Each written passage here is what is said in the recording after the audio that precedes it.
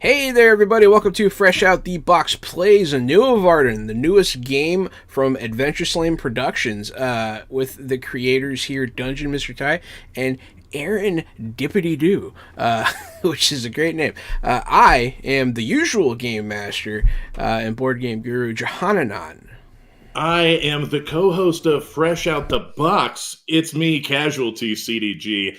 You can call me Gary, but you can find me at Casualty CDG. I'm excited to be hosting Dungeon Mr. Ty tonight. He's a friend of the show. He's played with us before. I love that I get to meet his daughter, Erin, and Gamer Mom Luna's a friend of ours that we've never gotten to play with. So I'm excited. I can't wait to get into it. Brand new indie game.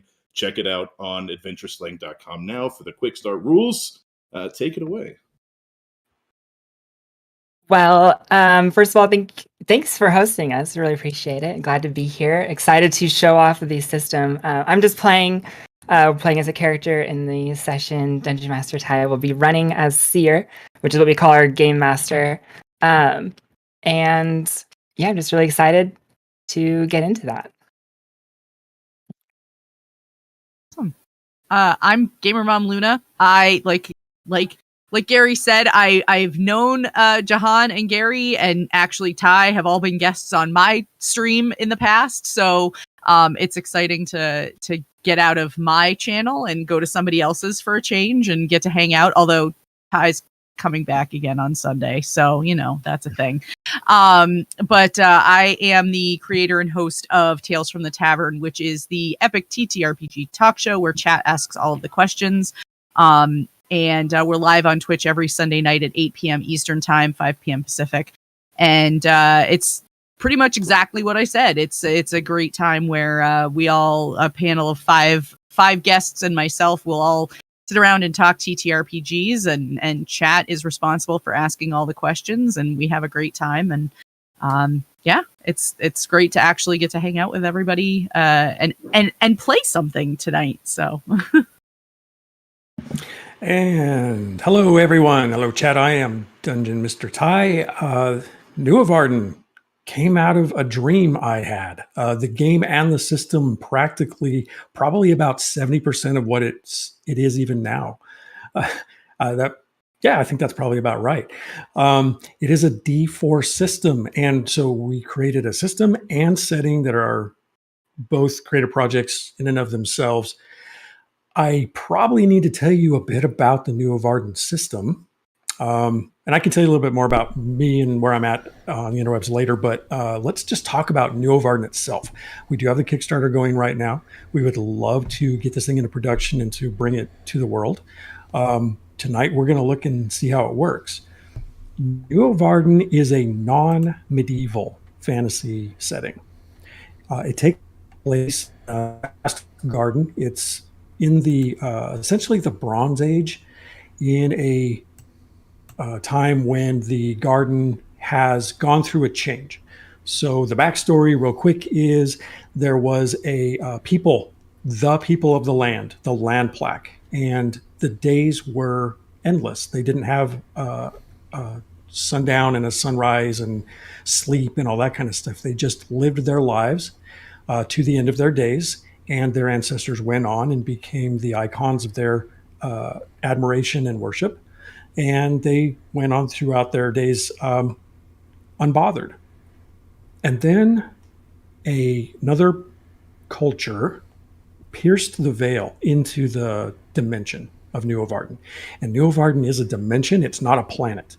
So there aren't stars. There's not a sun to speak of. There's a sky crystal. That's how it's referred to. And then there's this sort of membrane around the dimension, and this Starnum people came into that dimension, and they were bodiless. They exist in a plasmatic form. And they had the ability to manifest whatever they needed. So they traveled through the dimensions, traveled through the planes, and whenever they needed something, they would just summon it. And they thought, here's this lush, beautiful garden, and here are these people who are maybe, unable to make the most of it the way that we could. So they began manifesting things, and the Lamplack were, like, okay, who are these people that have moved into our space, and what are they doing? And it actually frightened some of the Lamplack, and they moved underground, and others learned to live kind of in harmony for a short time. But what the Starnum didn't realize was that the land was pulling away their ability into the land itself and redistributing it into the essence of the land. And this all happened prior to the emergence. And the emergence is the big paradigm shift.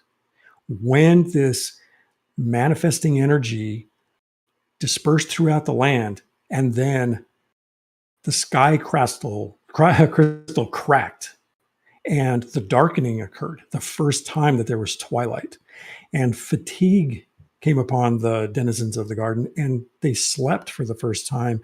And when they woke in the morning, there were a number of other cultures that had arrived in the night, and cultures imbued with this manifesting energy in different areas. The Asgal, who are the personification of aesthetic, song, dance, art, creativity. The Lenai, who came up from the elements. The Lamplack, when the emergence happened, forgot their lore technology of their ancestors, and in its place rose a culture that they referred to as the Wotan, or the Wooden. And they had the technological prowess now that the Lamplack no longer had, but the Lamplack had physical prowess now, athleticism, strength, and agility. Tonight, for our purposes, we are limited to the quick start. We're playing with Lenai, Lamplack, and Asgal cultures. A couple of housekeeping notes. We have cultures, not races. The cultures of Nuorvarden are not human beings. They're humanoid. We recognize them for being bipedal. Some of the cultures reproduce sexually. Some of them reincarnate. Some of them don't reproduce at all. There are all kinds of factors depending on the culture. In the game itself, there are 15 character types. Tonight, we're playing with 3. So give you a little bit of idea about that. In addition to the cultures, we have disciplines. We don't have classes. And the disciplines, each culture starts with an innate discipline that's how when they rose with the manifesting energy and the emergence, that's what they came out from. So we have 1 Lenai, member of the element. That's me. 2 Lamplack, who have the prowess of body, and 1 Asgal, who has the discipline of song. This guy. And yes, song is that the power of voice, the power of healing or confusion or sleep, or the power to shout down the enemy. The Lenai manipulates the elements and can even transmute them if they so choose. And then the Lamplack with their body, they're the fighters, the hunters, the warrior types, and also, again, the original people of the garden. So with the change in the emergence, a lot of the creatures changed as well, and they became something heretofore never seen before. The history of Nuorvarden was lost. Well, not lost. The past history was still known by those who could remember. The current history is unknown. And so in Nuorvarden, our players play explorers, specifically, rather than adventurers. Now, adventure, that's a broader term. But you are literally exploring this area to see what is out there. And each culture has a different reason for doing that.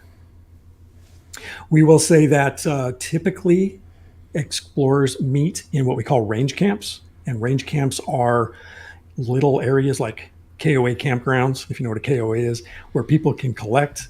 They find trade goods. They find other explorers. They can find resources and things like that. And they're between culture centers, which are, villages, cultural or origination points, things like that, which are more heavily populated. But these range camps are necessary because the landscape of Nuorvarden is so vast.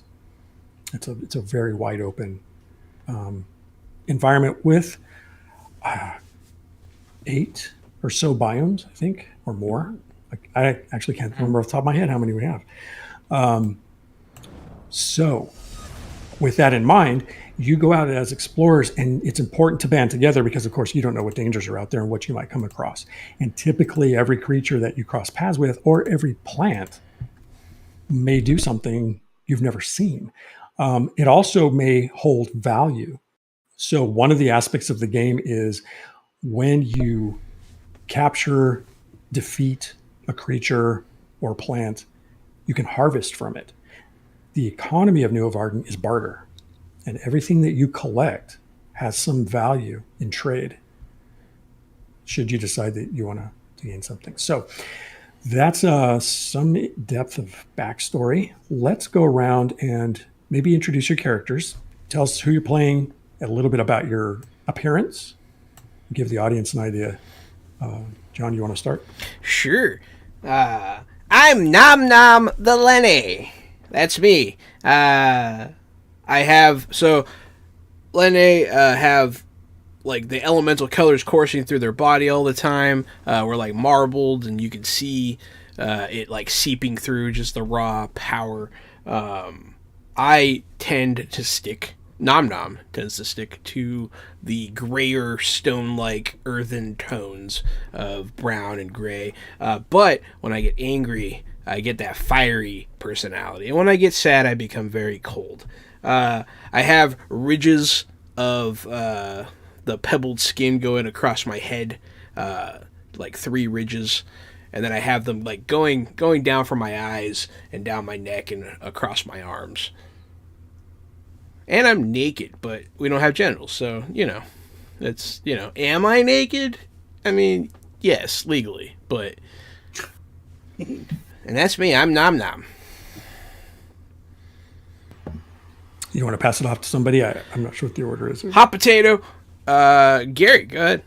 Oh, no. So I'm an Asgal. We are pale white from head to toe with no hair on our bodies at all. I have a necklace made of like barbed wire and a crown made of barbed wire. And I have an instrument written down. Where is it? I carry an intricately carved stone harpsichord, which is like a harp mixed with a didgeridoo. And my reason to be out is to find new instruments and new things to bring back to my culture for music. Nice. Aaron, why don't you drop that elbow? I will. We'll drop that elbow. So I'm playing a land plague who stands.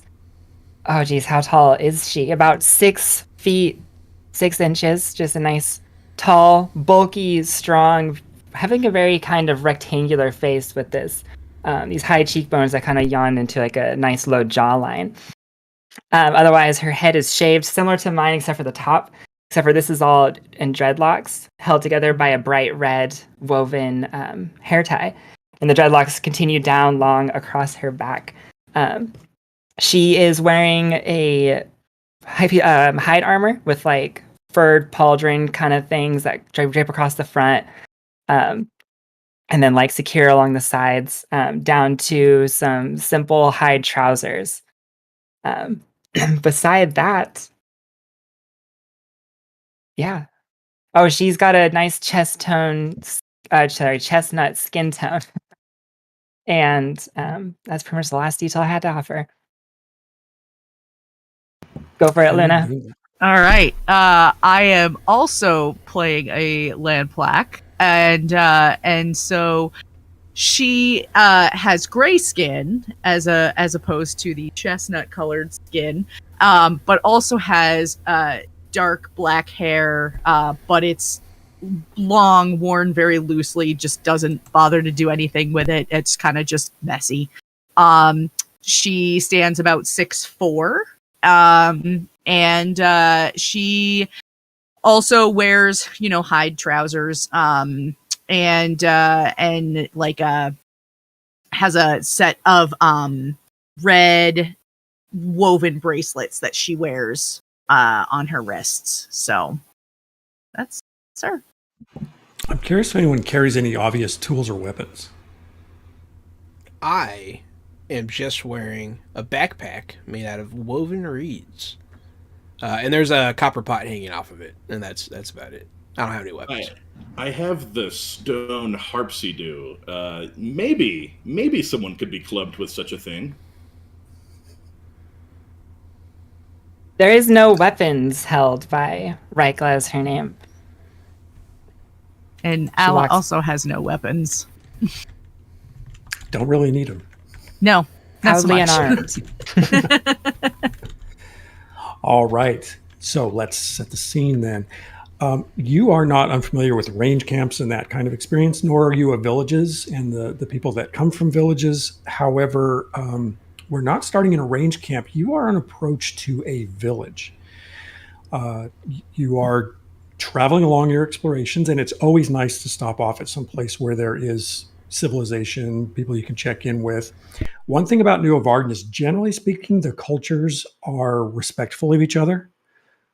There are some cultures that are more suspicious or dismissive, but not out of enmity toward the other cultures themselves, but more by virtue of their nature, independently. However, Asgal, Lenai, and Lamplack are very open to visitors and to exchange and things like that. So you don't really have an issue of that in general.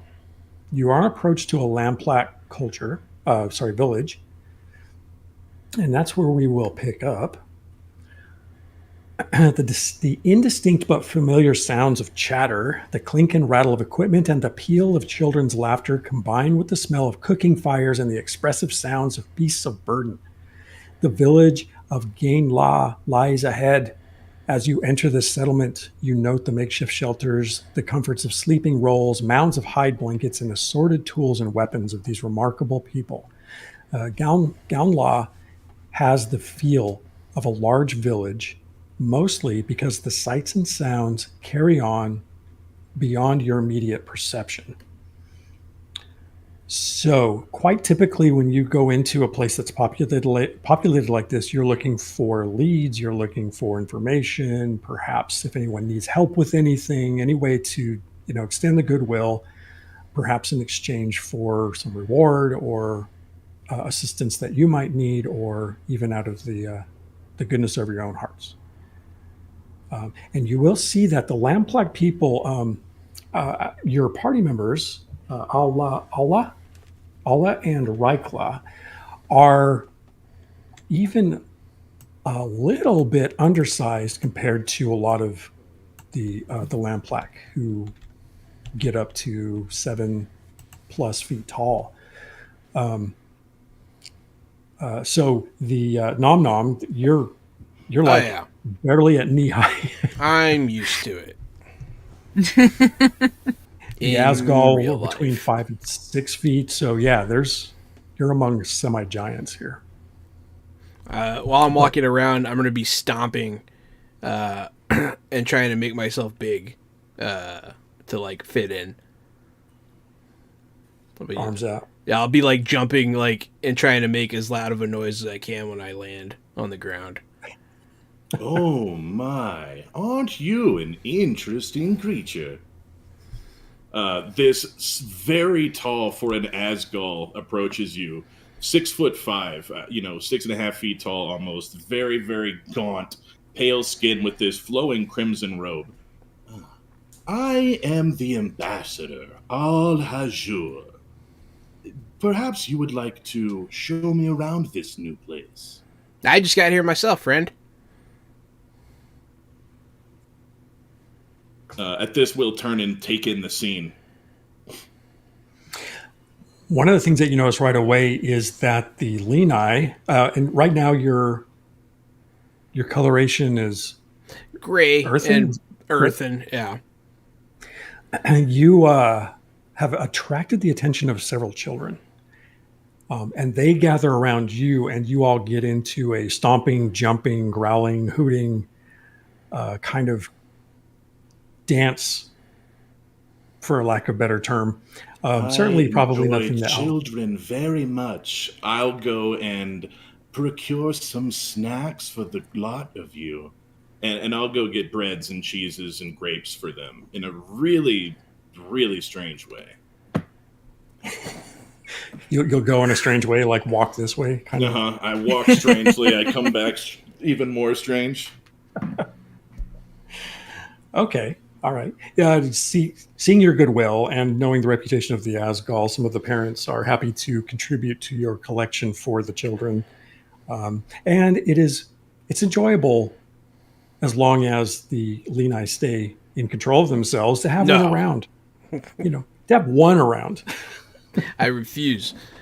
I mean, it's only a matter of time before we start, going from jumping to jumping into each other. And then I teach the little kids how to mosh. It'd be fun. Oh, your probably is. No, I don't know what you're doing. How about the lamplighter? You're familiar with the folks here, and a bit more with the cultural norms for lamplighter, of course. Right. Well, I don't know how you feel about this, Allah, but I kind of imagine we were actually together, having sort of recognized each other from another place. Yeah. Yeah. Yeah. Okay. I agree. And I feel like all the commotion going on with all these stomping children and the strangely tall Asgal is going to draw my attention, and I'm just going to come over and say, Leonai, do you propose to teach them all how to shift their form as well? Do you think they can? I know they can. Most of us can. One of the kids No, runs. really. We can. One of the kids raises his hand and is like, "I can change my form." Do it. And someone else is like slaps. It's like, we all can die. And then the kid tries. It changes into a whoosh. Their form drops down. They change into a squat, really burly looking furry creature that kind of looks like a capybara that would knock the crap out of you if you got too close to it. And the kid waddles around and preens and shows off. And the other kids start, bam, one turns into this really elegant bird of paradise that leaps up into the air and flies around. But they leave the Lenai standing on the ground unchanged. Not for long. I am going to get excited and turn red. And I am going to turn all the ground around me into water. Okay.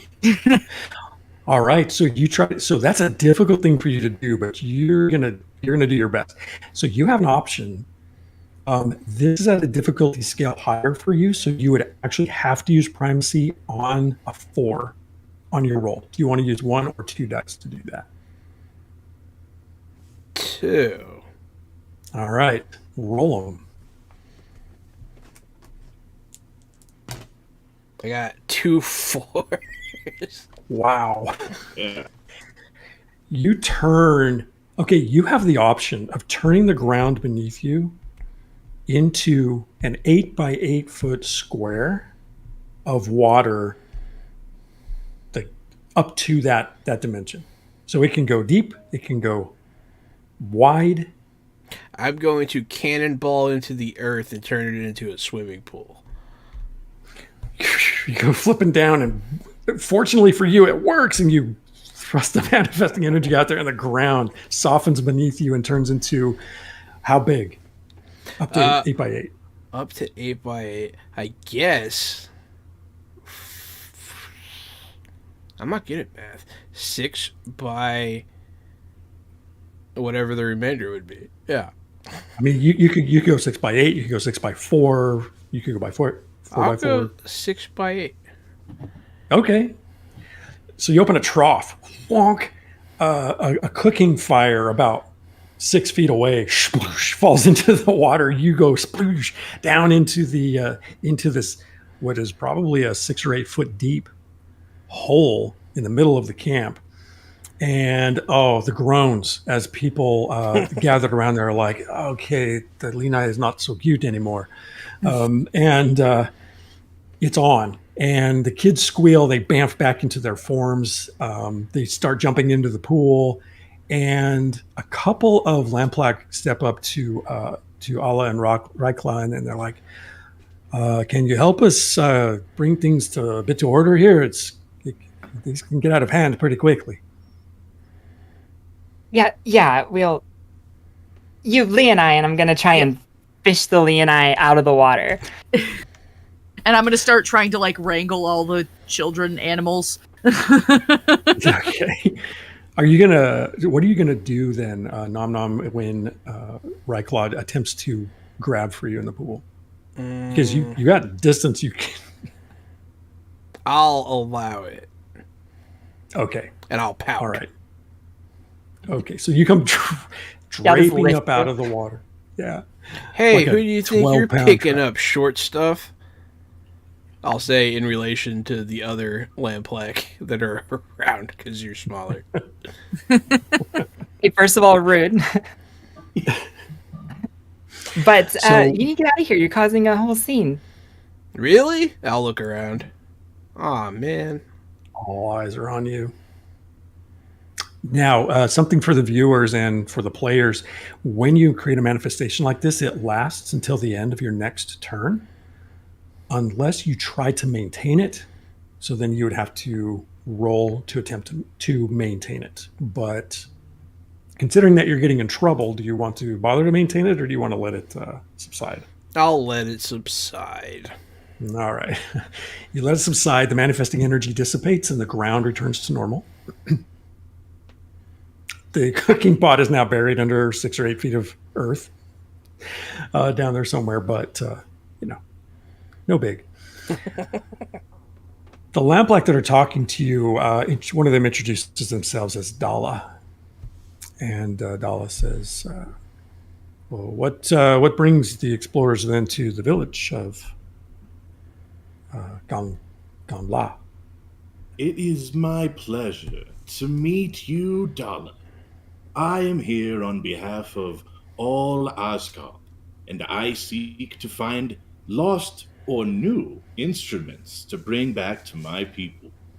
And of course, I've made the pleasure of meeting your king, Nom Nom. And I'll signal to Jahan's character. I'll stand proudly. That is not our supreme, but Aw. I could see why you would make that mistake.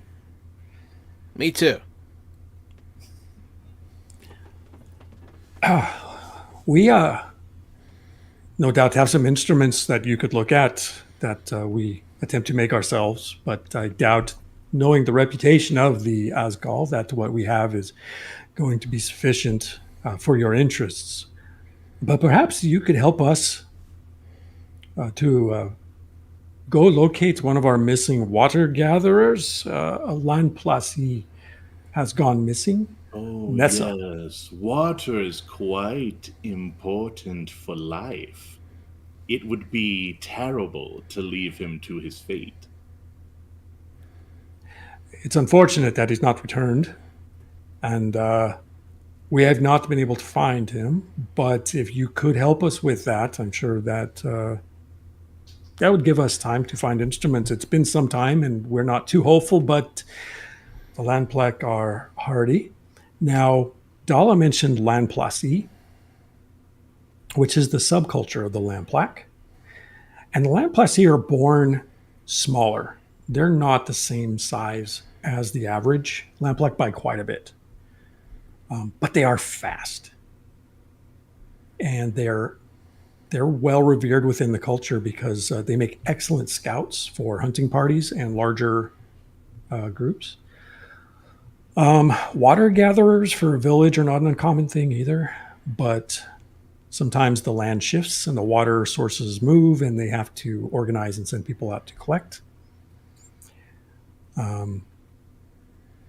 But unless you are looking for something else to do, maybe you can help us with this search for our kin. Yeah, well, I mean, most certainly, especially if well, do we know anything about why they disappeared? No, the water bearers go out at different times to collect the water. It's what they do. We just noticed then that they did not come back, and we've not been able to find them. Perhaps you could at least keep your eyes open when you're heading out and see if you find anything. We can tell you that our companion's name is Nalk. And Nalk is known to carry a dagger made of a shard of nearly transparent glass. So should you find a short, Lamplacy Of course. with a shard translucent stone dagger, then tell Nalk that we miss him and we wish him to return to us. If he doesn't need you to bring him back, which we would be grateful for as well. I'll find I your see. lost kid. He's an adult, but thank you. Stab me when I'm close. Stab me. There. Up a little bit higher. I have to go back around. Okay, yes. Keep going. About that. Oh, no, stop. Wow, that's a big kid. Small by our standards, but yeah. Well, la-dee-da. And if we find him and he has a clear stone, how will we be able to find that stone? I would simply have it on his person, and you could say, hey, you have that's a nice dagger that you have, and I think that probably they miss you over at Ganla. And they've said, please return, with us. And maybe if you bring him back, then we'll have an instrument or two we can show you and see if you like. I will find this dagger, and I will come back, and you will present me with an instrument. We will do our best. I don't like that. Dala looks at what you're carrying. Dala is like pushing 8 feet, just like ripped muscles upon muscles, and looks at the instrument that you're carrying. And it's like, that one has qualities of stone and sinew, and I see it's been hollowed out. Fine craftsmanship. This is far better than what we are able to build for sure. Thank you. It was found amongst the ruins of a lost culture. I don't even know if I play it the right way. And I'll blow into one end and it makes a didgeridoo-like noise, and then I'll also play the strings, it's kind of like a didgeridoo bass. Okay. Why don't you... I'm hoping the mic will pick it up. Maybe it'll go off because it's the Blue Yeti, and it might not.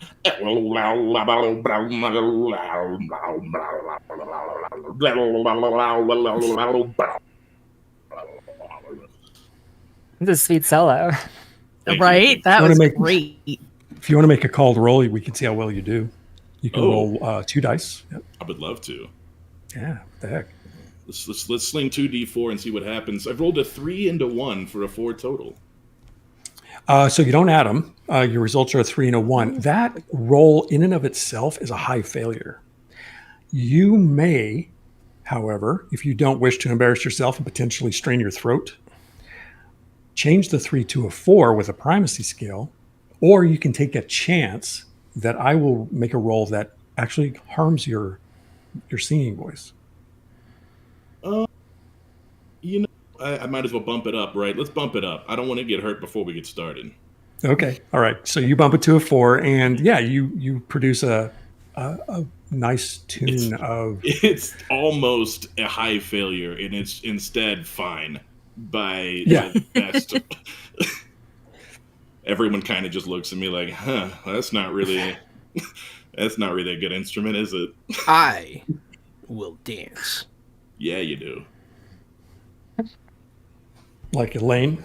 Are you trying to impress? You just moving. Oh, I don't give a shit what anyone thinks. Nice. Perfect. It's very liberating. I will tell you a couple of things, though, Al-Hajir. The fact that was found in the ruins means it probably isn't even Asgal make. Correct. It might be a Lamplac artifact. And Dala says, when you're done playing, can I look at that a little more closely? Do you mind if I hold it for just a moment? Oh. And I will also mention that as an Asgal, the way you played an instrument is on par with the subculture of Asgal, which is called the Asgar, who like these rootier, bassier, grayer tones. Yeah, I also, when I was describing my character, I ended up having a wrought iron crown and a wrought iron neck choker, and was like, well, maybe I'm Asgar instead on accident. You may be, and in fact, your affectation. I am also covered in tattoos and not just pale white. Nice. Now, the Asgal do color their down. They do have down, actually. They do color it with colorful dyes, but the Asgar like the black angular tattoos, as well as like the dark affectations in the eyes and the nails and, that kind of thing. Yeah. Like these ones? Yeah. I got these tattoos just so I could roleplay my character tonight. Yeah, I'm glad you get them done in time. Yeah, man. Dedication. Right? 18 years ago, I was planning on playing an Asgar here tonight, so it's all come to fruition, and I can die happy and fulfilled. The prophecy. For the accuracy of the lore as well, your barbs may actually be made of bronze or copper, which is a more common metal for that. Though I could see perhaps you added other bits and pieces of other materials to them as well as part of the aesthetic, because that's just the Asgal way. But anyway, yeah, Dala asks if you can see that instrument. I would be honored if you would. And I give the instrument over, of course, and I do a bow and hand it with two hands. All right.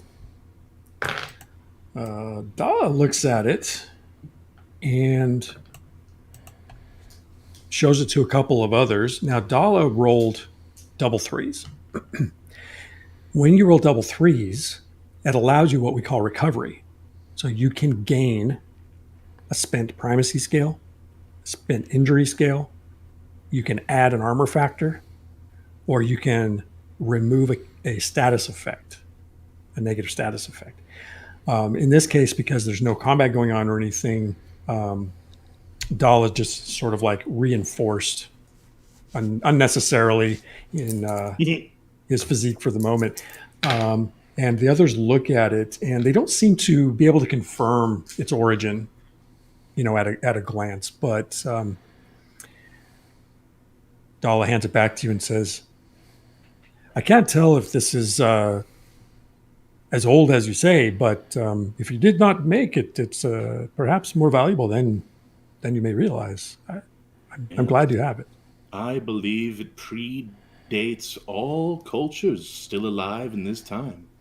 We don't know who created such a beautiful instrument. It would have been my people if it's that old. I'll take it and sling it back over my back. Then All right. Tell your people thank you, for music spans across all time and culture. We're gonna sneak up behind you. And I'm gonna put my mouth on the exit of the didgeridoo, and I'm gonna scream real loud in it. Makes that hollow, like, Oh! no. Just a smile comes across my face. I put both hands over my heart, and I just listen to the angelic sounds of your voice echoing through the tube. I'll say my own name, Nom Nom, and see what it sounds like. And then I'll walk around you, and I'll look at the two that are with us. the 2 land plaque. So we're gonna go find this guy. I guess I'm looking up. Yes, I actually take my fingers out of my ears when you're done screaming into the instrument. Yes, I am eager to get back out in there. Dala, I wanted to ask you, what have you suspected that Nalk, I believe his name was, is taken by creatures in the area?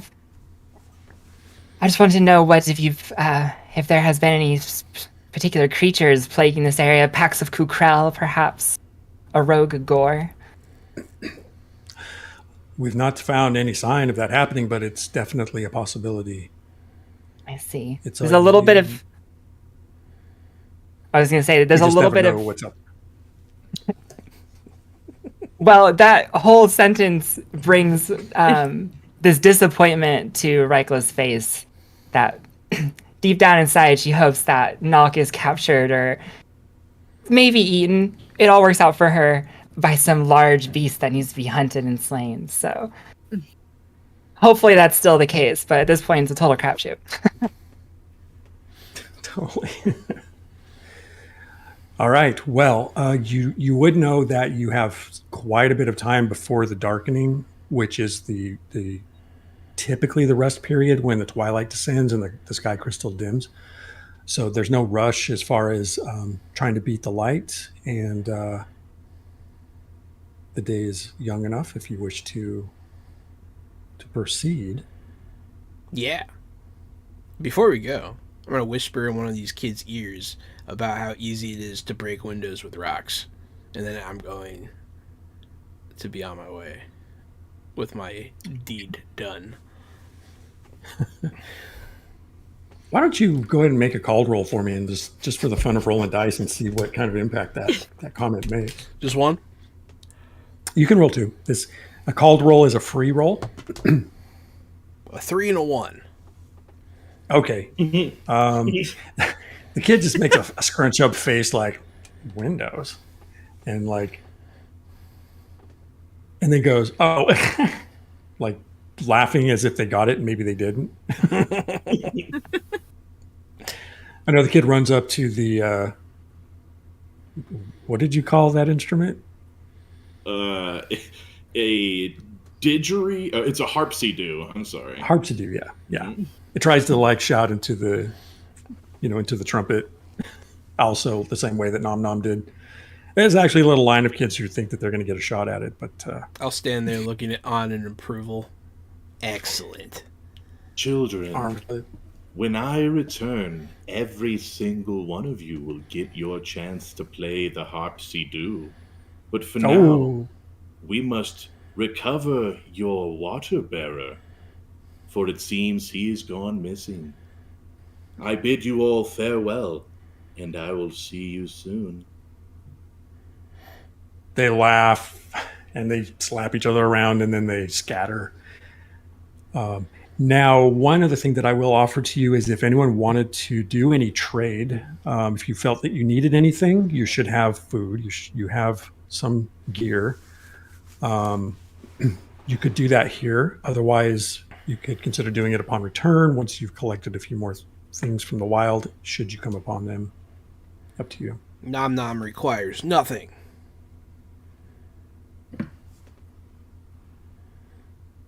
Well, I will say that I am eager to find this Nalk and hopefully anything else. Whatever else is out there. I just want to hunt. Are we ready yet?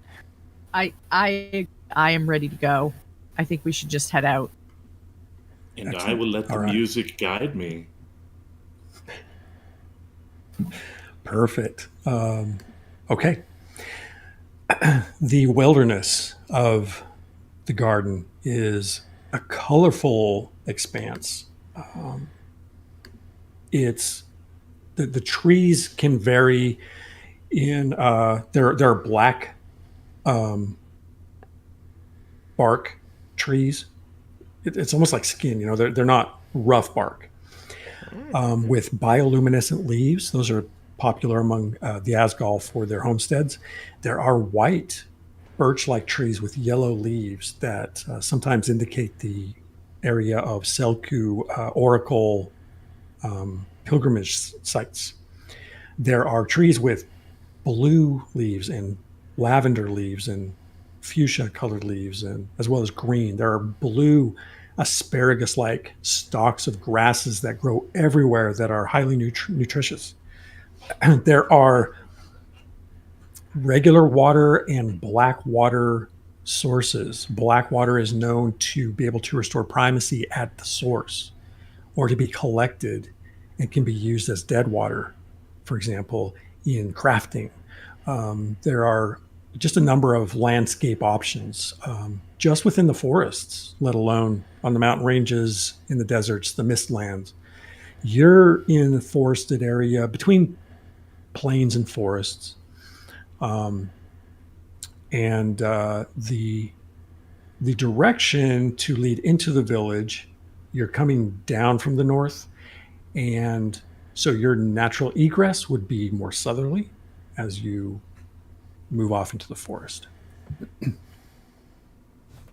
The foliage can be pretty dense at times. Sometimes the landscape will change there, but it's not. It doesn't change immediately. It can be gradual, but traveling into the forest for some time, everybody give me a called roll, and those of you with the body discipline may, if you wish, use primacy if you need it. 4 and 2. Same. Me too. All right. 1 and 4. So close. Okay. All of you succeed. And it's not hard because you hear conversation. Various and the thing about language in Nuorvarden is that there is a universal language among all the cultures. There is an old land plaque that is a lost runic language to pretty much everyone. Otherwise, everyone has the same language because after the emergence, that's all the cultures were like developed on a level playing field, if you will. They didn't. The other cultures besides the Lamplack and Starnum didn't even have a history other than in their natural form. The elements always were, but the Lenai were new. Song and aesthetic always was, but the Asgal were new. So with you came a way to communicate cross-culturally. I will also add that the time since the emergence has only been 100 years. So about 5 generations have passed. And there are actually some individuals who existed prior to the emergence who remember that day in the Lamplack culture and the Starnum culture, just as a point of reference. However, these voices are a bit guttural and a bit argumentative. And as you try to determine who's speaking, you see 3 reptilians, no larger than 2 feet tall, trundling along the path. An array of small javelins protruding like oversized quills from their forms. Small purses hang from a web of belts that crisscross their torsos. 4 days, says one of the creatures. We've been tracking for 4 days. Be quiet, Urk. You'll scare it. We don't even know if it's still there, says a third. The one called Urk kneels low and seems to sniff the ground. It's still here, it says. Where, says the second. Urk waves its arm in the general direction ahead. As if on cue, a chittering call morphs into a savage yowl, and the figures go rigid, staring into the dense foliage. And these 3 figures are up ahead of you on the trail, and it seems like they're tracking something. If everyone wants to give me a called roll, you'd have to have lore in order to be able to use primacy, but nobody has that, so let's just see if you can get it. Double 3s. 3s. 2 and a 3. 2, Also Four, a 2 three. and a 3. Okay, so now this is a call roll. And it's not a manifestation, so the doubles don't do anything. The 4-3. So Ryclaw, you're the only one who immediately recognizes these as mims. Mims are a very common reptilian culture of creature. They're somewhat intelligent. They're scavengers. They're raiders. They're your quintessential nuisance. They love to knock off traders and their wagons and steal their stuff. And they're fairly hardy and pretty nasty to deal with. Negotiating with the MIMS is like a ceasefire treaty that's got about 30 seconds on it. And that's a success. But they're having a bit of a squabble right now. And while they were squabbling, you heard that other animal cry. What the heck? Let's go ahead and have you do another roll and see if you can tell what that animal cry was. Double threes. Your dice are loaded. I landed on the 4 and a 2 this time. So I see. Okay. So Al-Hajur and Allah, that sounds like a kukral. And I know that, Ryclaw, you had asked about the kukral, but you didn't recognize the call, perhaps because you've actually never heard it. But a kukral is an 8-foot-long feline flying. It's got membrane between its legs. It's got porcupine type quills off its back tail, and also a feline mountain lion type body. So this is like a flying squirrel cougar porcupine type creature. They are pretty vicious, but they're animal dumb. You know what I mean? They're not. I mean, the mims are much smarter than the kukral is. Kukral is very bestial. It seems the mims are perhaps tracking this kukral, which has made itself known through its chittering screech. Unless that beast is your friend, or one of those 3 creatures is the water bearer, I suggest we continue on and leave them to their fate. While you're talking, I'm gonna nudge Luna's character, Allah. Yep. And I'm gonna point at him while he's talking, and I'm gonna like mimic him talking. And I am going to stifle a laugh.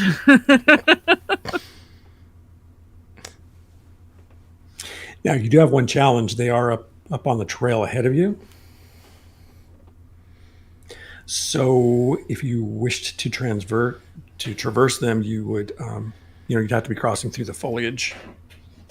Unless you have another way of perhaps doing this that I have not thought of. Do you want to, or are you suggesting then that we try to subvert them off path? Yes, maybe we find a more peaceful way around. Or maybe we let the kukral eat one of them, and then we take them all down and get all their skins, you know? That's what I'm talking about. Oh, that's horrible and vicious. I got booned. Quite horrible and quite nice. vicious indeed. That sounds really mean. How would here's you how your like boon it will work. if you got eaten? Well, try not to get eaten. Even in animal form, we don't get eaten. We're the hunters. We collect the skins. That's why we're still alive. Exactly. I'm a vegetarian. Many of my people have been killed by the native monsters on your planet. Well, that is why we want to turn them into useful skins. I'll follow your lead, murderers, and I'll cross my arms. I don't say it in a mean way. I just call you guys that. Lead us on, murderer. Your boon, by the way, will give you a decreased difficulty scale on your choice of ability check when you decide you wish to use it. Sounds good. Which makes transmuting elements a bit easier for you, for example. Okay, so, all right. Anyway, sorry, go ahead. So I scooch over to the edge of the path and I say, we'll mix our ideas. First what we'll do is we'll go into the bushes and we'll see how the attack goes. If it's an easy attack, we might as well take advantage. But if not, then we'll just continue. And I don't really want to have to fight the Mims. They're not quite as satisfying of a challenge. But if the Kukral comes out, or is that what she said? Made that noise? Never heard such a horrifying noise. Well, I don't know. If Cohen comes out, it would be up to Allah and Al-Hajr to clarify that. Most certainly was. Yes. Well, if that comes out, then if the Mims are made short work by it, then we should take advantage of its wounded or tired state and take it as well. I believe your plan satisfies all members of the party. We can avoid conflict as long as possible. And if the opportunity presents itself, then maybe we'll be scavengers. Maybe. Interesting. Hunters. Not scavengers, hunters. I guess I'd be morbid too if I didn't reincarnate. There's just like if a stair could yawn, it would do that right now. But at that point, Rykla, I will go ahead and crouch down and start and say, all right, come on. And I'll start the headway on trudging into the wildies, into the foliage. I will follow right behind. Okay. So, what we're going to do... So you're going to... remind me, Aaron, of the non-manifestation. I want to call it sneak. I think it's sneak. Just a silence called roll, essentially. To give some sort of bend. Yeah, we'll just go with that. So no one has silence, but so if you're all creeping into the foliage, then go ahead. What I'm going to let you do here is you're trying to obscure yourself from sight. And you're just trying to get out of the way, right? So you can hide and watch? Pretty much, so yeah. Everybody give me a called roll, which is 2d4. And if you have body and want to use it, you can. That excludes the Asgal and the Lenai, though. Okay, good. I am the knight.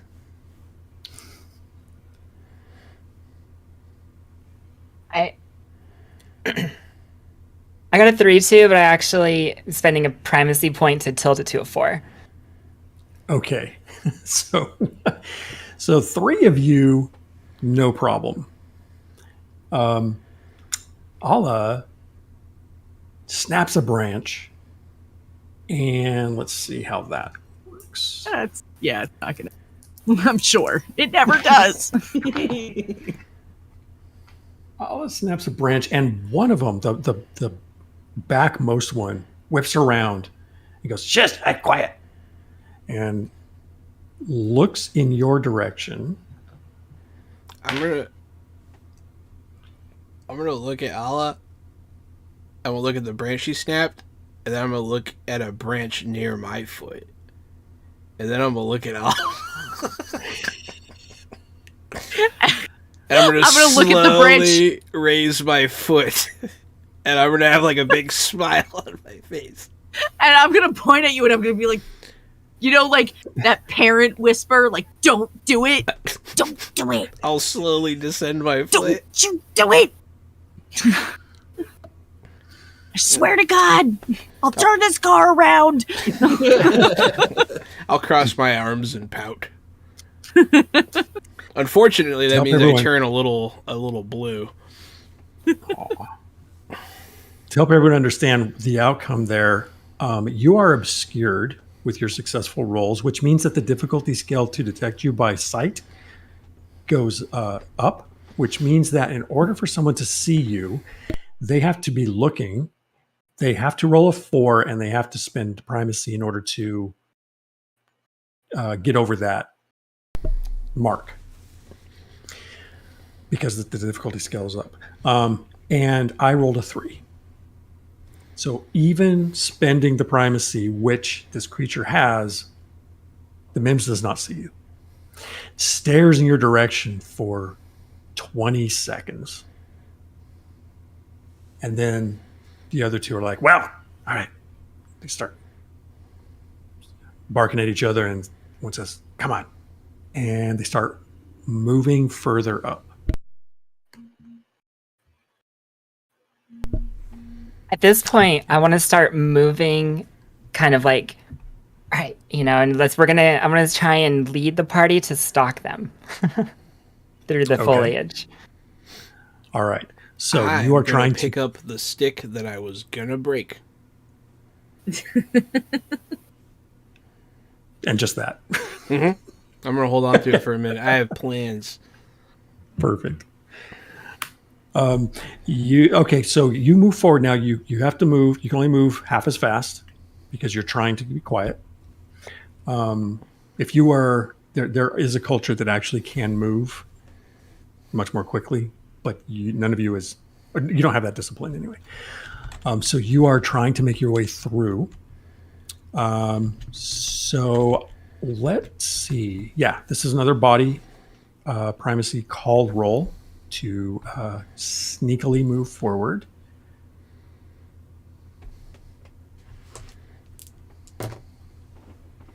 Okay. Uh-oh. Okay. Okay, Luna got you. Al, how's your? I'm sorry, I need to roll. Oh no. Oh no. That's what I got. Oh, no. Okay, so this time the Lamplack are very quiet moving forward. The other two... Ooh, I got it. I got it. This was my plan all along. So the figured reason I picked up the stick out of character was for the next failed stealth roll. In character, I throw it in front of his foot, causing him to fail his save. And then I fail mine because I laugh. Okay, you got it. That's great. I'll take the heat on this one, yeah. Alhajar steps on it and walk two much? back Mims. Actually, the front Mims and the second Mims both stop, and the one in back bumps into them, and they whip around. And they're like, hey, there's something out there. And the one that's in the back goes, I thought I heard something too, but I don't see anything. And they look. You're all like acting like trees. I'm doing this. And they look, and one of them, the one in the back, like takes about 8 feet forward, and is looking. And then the second one says, "Do you think it's circling around on us?" And the one in the back says, "I don't think so. It's not that they're not that smart. Maybe it's a catcher mouse. Catcher mouse is too small." And they start arguing about that, but. Well, that's some kind of thing. I don't think it's... And then there's that chittering sound up ahead, and they turn around and they're like, no, it's up there still. And so then they start moving ahead again further. My apologies for stepping on that stick. I did my best to follow in your footsteps, and I guess I just didn't see the twig. I'll say. And so right now I've got it pictured. Alhajar, you're actually in the front, but maybe that's not quite right. What is your I think general that order? I would be following Aaron and Luna because they're more familiar with the territory and also more badass. Okay. All right. So maybe we go Ryclaw, Alhajar, and then Nom Nom. I walk next to Alzar, annoyingly, and like there's not enough room, and like I'm underfoot for sure. Hey, you got a game master power up, Oh, sweet. All right. which means you can use that to screw us over, and I'm here for it. Haha. And also, Gamer Okay. Luna got booned because of cats. Who did? Luna. Oh, sweet. Love it. All right. So they continue stalking up the trail towards their prey, which you have not seen yet. And it seems like none of you knows where this Cucurell is. But they're still trying to find it. And they keep, checking back. Nope, there's nothing there. So I guess we're going to try this one more time as you try to keep pace with them. So go ahead and make that roll. Okay. So Nom Nom got it. Ryclaw did not. Alger did. Oh no, Luna, no! It's so funny because it's alternating. It's like the people in the front are noisy, the ones in the back are quiet. The ones in the back are noisy, the ones in the front are quiet. The ones in the front are noisy, the ones in the back are quiet. And so let's see here. I'm going to use my power up Oh, no. because third time's a charm, and the Mims, they all whip around and they're like, I think it is following us around. And the other one's like, I've never known him to do that before, but let's get ready. And they pull out these javelins. These javelins, to a land plaque especially, are like a third of the length, but they are a preferred weapon. Now, keep in mind that these Mims, they're dog-eared. They've got squarish Labrador ears. They have mottled brown and green skin. They have a pretty savage bite, in addition to the fact that they do use tools.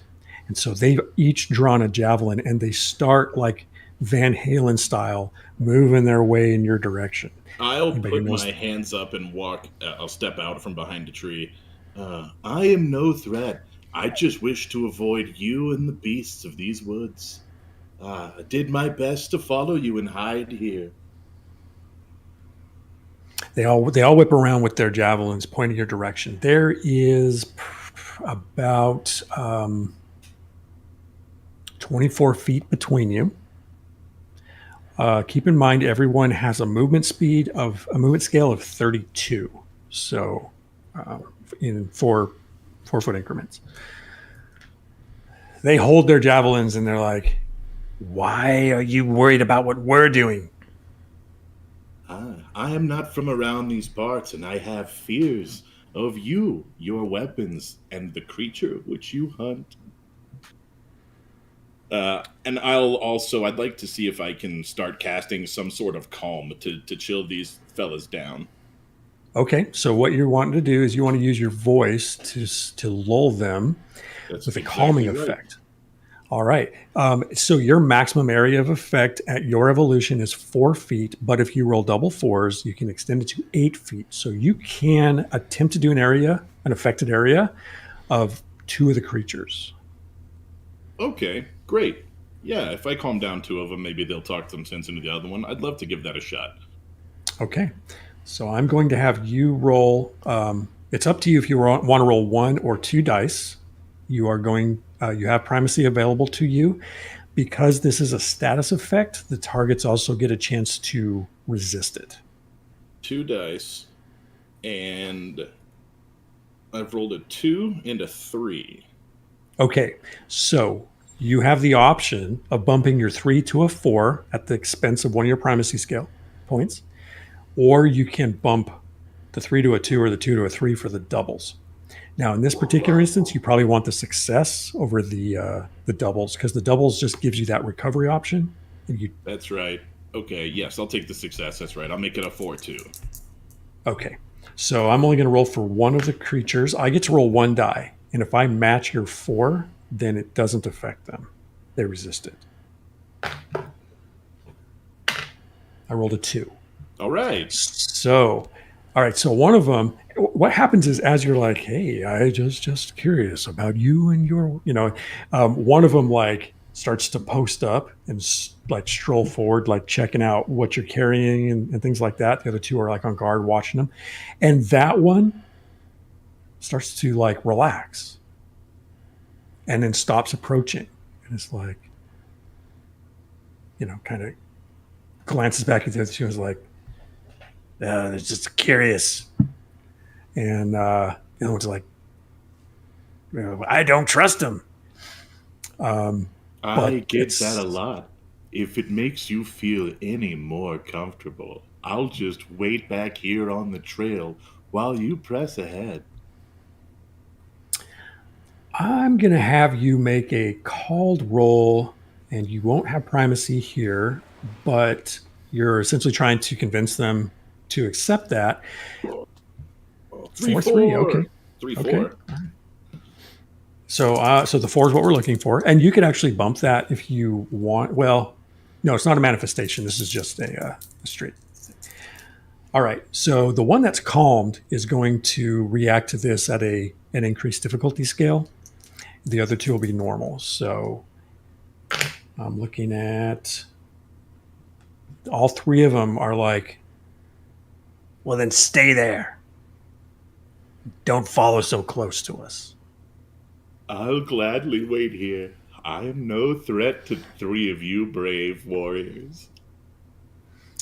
The one that's calm is like halfway between you and them. And it like scrounges around this dirty pouch that it has, and it pulls something out and says, you want a couple of berries? Of course.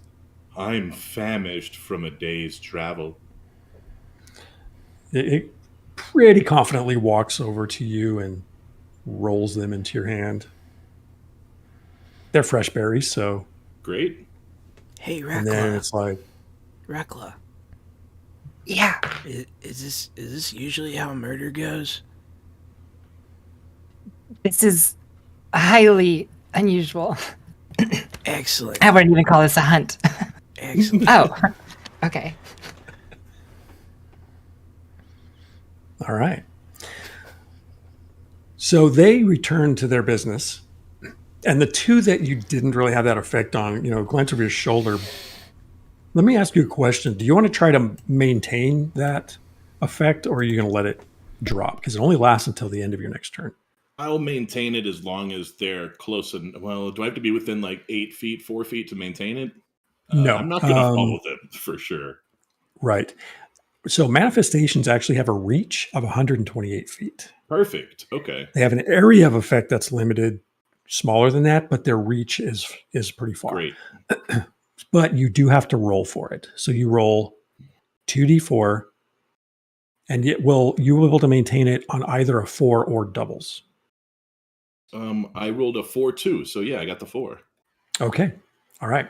So what happens is because you got the 4, the difficulty scale for next time becomes increased, and you'd have to get the 4 and then bump it to a 5 in order to maintain it. But because you succeeded on this roll, you're fine. It lasts a little bit longer.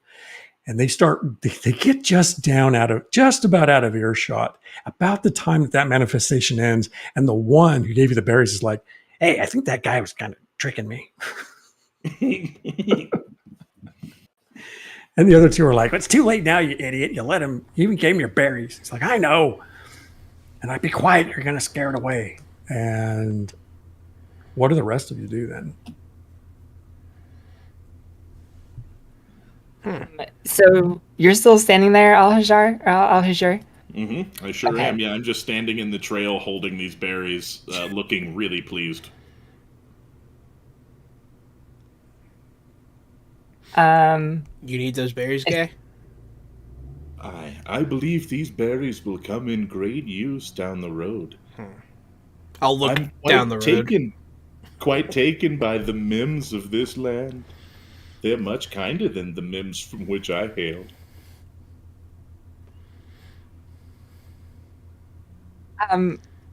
Okay, but the rest of us have to get past them. So if this Denku Krell isn't gonna jump out, then and we're not going to fight them, these mims, then we're going to want to keep going. The rest of us aren't as what word am I looking? Oh, pleasant. The rest of us aren't as pleasant as you. Oh, don't undersell yourselves. Every single one of you is more pleasant than the next. I'll start. Except if I'll I start, had seen those. Oh, go ahead, actually. I'll start trying to figure out my level of pleasantness based on what he said. That's it. That's all I'm doing. Me too. That's all I got.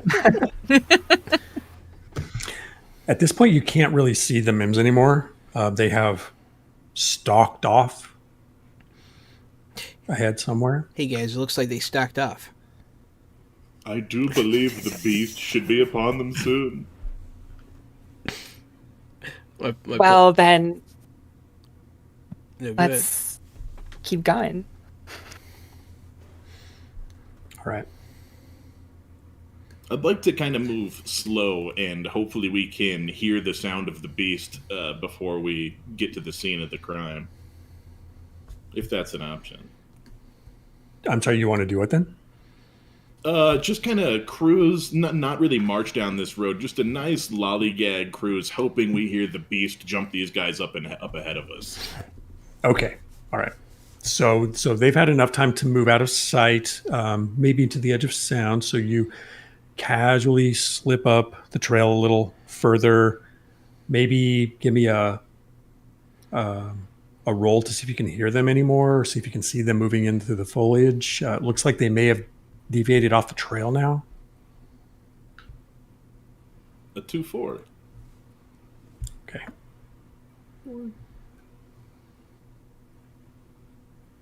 Everybody else? Oh. All right. Ooh. Nice. Right claw. Oh, look at you. Fours. Oh no. I was like, I just don't even want to see him. I don't want to know Like, if they're around. I'm not even looking. Luna, are these I'm are looking the new, for sticks to not step on them. These are your new die from this weekend, aren't they? Yeah, I'm putting that one in timeout. Shame the new dice. They're not warmed up yet. They don't have your magic juju in them It's true. It's true. The trail is open. The pathway is open, and the majority of you can actually see and or hear. Actually, Nom Nom, you can see and hear that they're between the leaves and the branches and stuff. That they've actually started to ascend a pretty densely crowded hillside, and they are moving through there. The other two, you can, I would say, probably right claw. You can see the motion, the movement through the leaves, and being sound sensitive, Al-Hajir, you can hear them up there somewhere. But they've put some distance now between you, and they're off the trail. It's a nice hill. You could do a lot with that hill. I could turn it into a mountain. At least part of it. Look, I'm goading you on. I'm the conscience. Your conscience is like, I can do this. Just like a good game master, you're on both shoulders. Yeah. Exactly. Yeah. So having apparently averted catastrophe with these creatures, you move on. As you continue into... Oh, yeah, go ahead.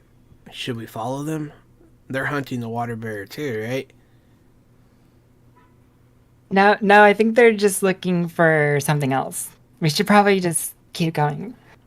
Believe they seek a great beast and not a water bearer at all. Oh, they're doing a murder.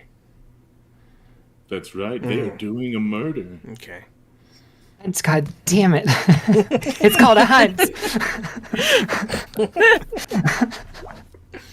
I'm still looking for sticks to not step on them. I'm also thinking that... Oh, good. I'll annoyingly walk in front of you and point at sticks. and I will like glare at you and exaggeratedly step over them. It's nice to see the whole team working together, I say from the back. Also occurs to me that perhaps Alhajar and Nom Nom think that maybe the Cucurell is the land plaque who's just changed form. Like, it's getting away. Oh, the unexpected thing. Is that an option? Oh, man. Oh, you remember seeing the children were changing forms into beasts in the village. Sure. And also Ryclaw and Alla were bragging about it too. That's true. Can you guys smell when an animal's one of you? When one of us is an animal? Yeah. Do you smell the same as the other animals? I mean, it's maybe a little musty, but most of your normal, I have never really thought about this, but I think most of your normal smell is there.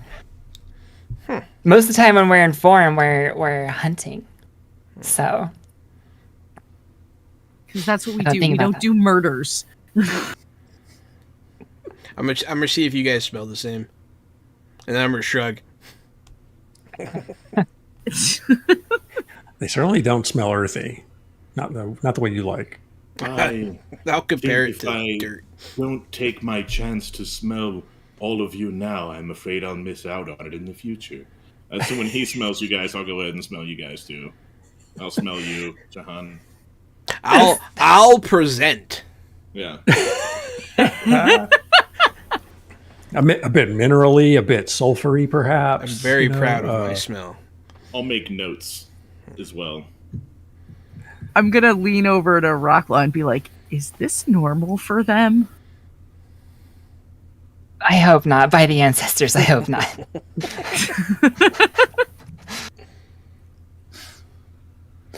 All right. So, as I understand it, you're bypassing the MIMS. Then you're continuing on the trail. Yeah. All right. It is 7:30. Maybe good time to take our break. Great time. Boom. Thank you everyone for watching. Don't forget to check out Nuorvarden on Kickstarter now. You still have 19 days to back this indie TTRPG from Dungeon Mr. Ty. Has been working out with his daughter, Erin. And the link is in the chat. Check it out on Kickstarter. Nuorvarden, spelt the way it sounds. Don't forget, we are on the edge of your seat. You're biting your nails as you watch half of the party sniff the other half of the party. We'll see you after the break.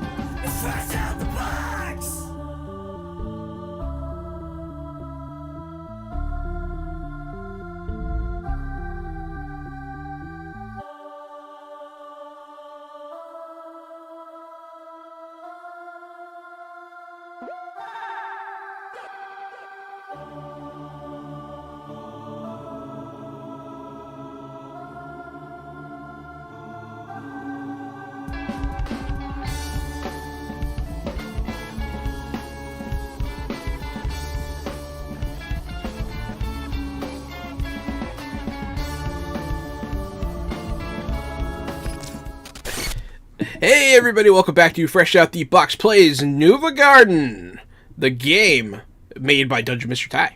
And I am Johannanon. That's me. I'm Casualty CDG. I'm a retired child crimes and human trafficking detective turned tabletop titan and improv comedian. I also said the name wrong because it's Nuorvarden. But you have the right idea because it means a new garden. So it is the newer garden. Yeah. Yeah. Close enough. I am Erin Baumier, Erin Dippity Doo at Twitter, and I'm a co-designer for this game. And yeah, that's what I got. I am Gamer Mom Luna, also known as Luna, and I am just along for the ride.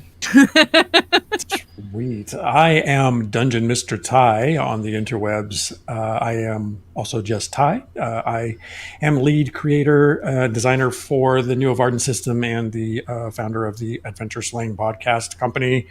Nuorvarden is our game that's on Kickstarter right now. And we are hoping to get this thing produced and bring it out to the world. We're demonstrating it right now.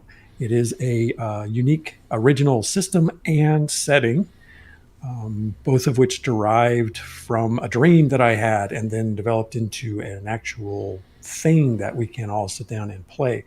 Nuorvarden is a strictly non-medieval sci-fantasy setting, and we are in the middle of it right now, traipsing through a very colorful forest, having just sidestepped a confrontation with some 2-foot-tall, dog-eared, mottled, feisty little reptilians who were hunting a flying squirrel cougar porcupine creature that is one of our favorites, actually, because it's terrifying when it comes gliding down from a cliff at you.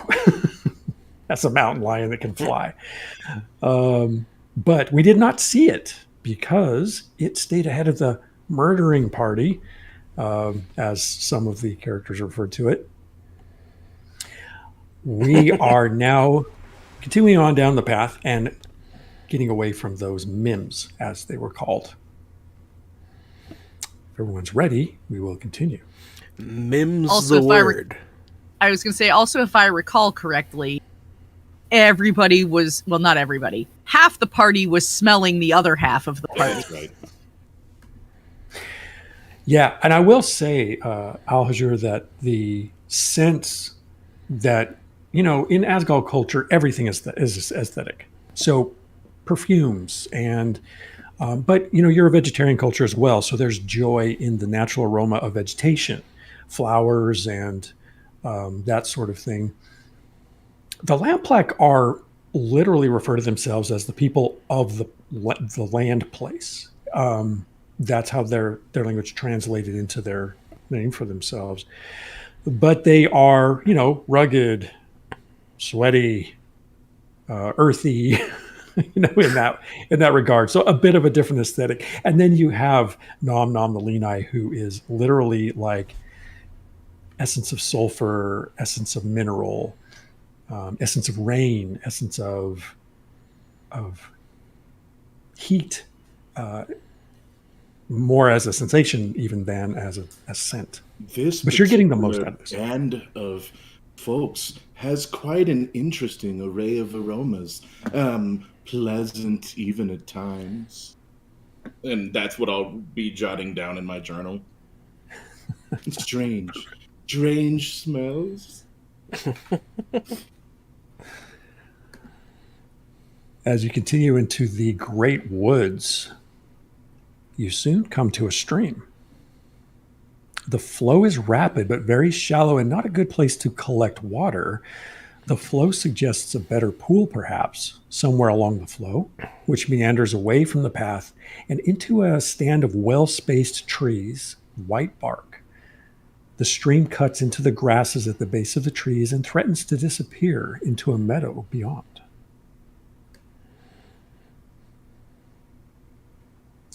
What would you like to do with this information? Well, the water bear would probably be over there, huh? Looks like a good place for one anyway. Yes, searching up and down the stream might prove fruitful. Especially if we find trees.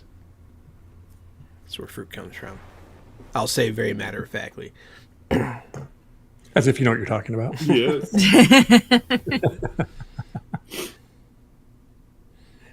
I will start to follow the stream. Okay. And I'll be kicking You rocks. wander into this stand.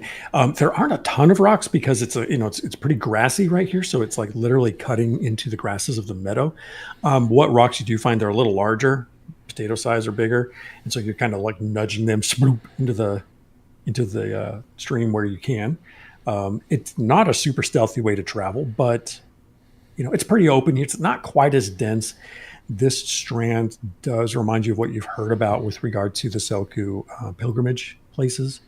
These meadows oftentimes are used by the lore culture to give and exchange information to pilgrims that seek them out. The Selku are a culture who know much about the history prior to the emergence. But you don't see any Selku or any sign that they're around here necessarily. So what is your order again? Is it the same order? Mm-hmm. Oh, I think I Same actually loose started order. walking in front because Okay. I got excited. Love it. I'll be at the back, and I'll be playing a little tune on my instrument for everybody. Just a nice nature walk. Everyone's relaxing and listening to the sweet, sweet sounds of an intricately stone-carved harpsichord. I love that instrument. When I push the rocks into the water and they go ploop, I'll look at everybody and I'll point and I'll like raise my eyebrows, which are pebbles, and I'll go, huh? As you pass Luna, among the trees. You're big muted. Are you doing it in time with the music? Sure. Bling, boing, bloop, bling, bling. It's beautiful, actually. Al-Hajur, you almost feel at home. You could probably get along with these folks if, we could just keep this going. So That's exactly right. you're moving along. So our order then is Nom Nom, then who? Maybe Al-Hajur is at the back. Yes. Dibs on back. Maybe Allah and then Ryclaw. Sounds good. Okay. All right. As you're going along, you're playing the instruments, you're looking for rocks, and it throws off the rhythm a little bit once in a while because you can't find one. So maybe you just like Every time I foot into can't the- find one, I'll full panic. Or maybe you just manifest one that just a little one that just ploop into the. I'll just pretend like I don't have it, and I'll be like, psych, and I'll drop one out of my hand. As you're moving through the strand of trees, you can see now you're about halfway through the stand, and it starts to thin out ahead, and there is a meadow.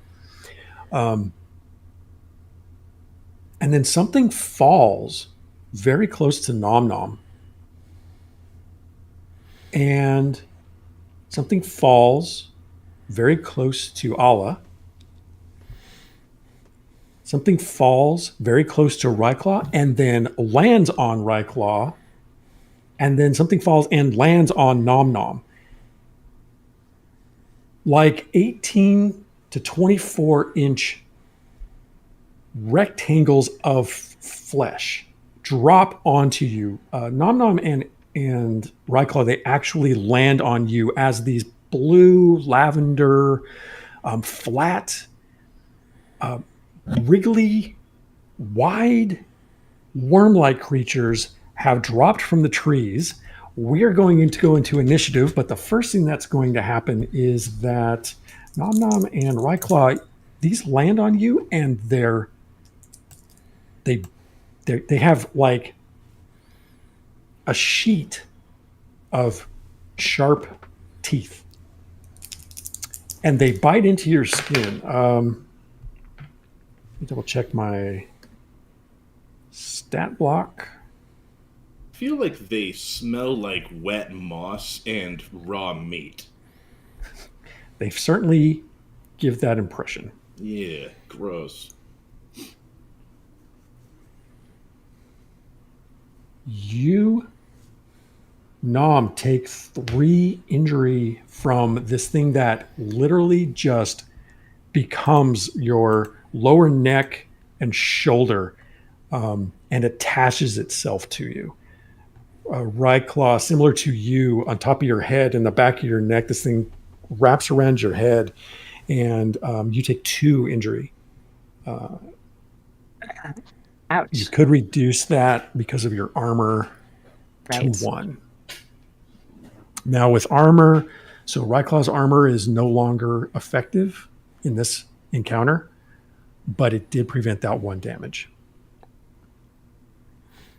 I'll take it. All right. Now we're going to go into combat order. So here's how combat order works. Each of you gets to choose. There's 4 of you, so 1 through 4. You have to fill each one of the 4 spots. So there's no doubling up. So decide who you want to go first, and I will roll for the creatures. As the ones that fell around you now undulate on the ground in your direction. And these are like literally flat, like colorful. They're basically flatworms, but they're very large. Anyone mind if I take the first turn? Go ahead. That's fine. All right, who's second? I'll go ahead and follow up for second. Okay. Third? Jump into third. Yeah, I'm fourth. You got it. Okay, and let's see when they go. Okay, so in addition to the fact that you all get to choose your order, the creatures, the seer rolls for them or assigns them, and then they go on ties they go last in that round. So, Alhajar, you are first. I would like to blast my Harpsido and see if I can sonic attack to blow these creatures off of my allies. All right. So the you can, yes, you can do that. So you're going to target the one. I think that would be the one that's on Ryclaw, who's right in front of you. Is there a way I can increase the area of effect and just blast these things to a push to all of them? You can if you get double 4s.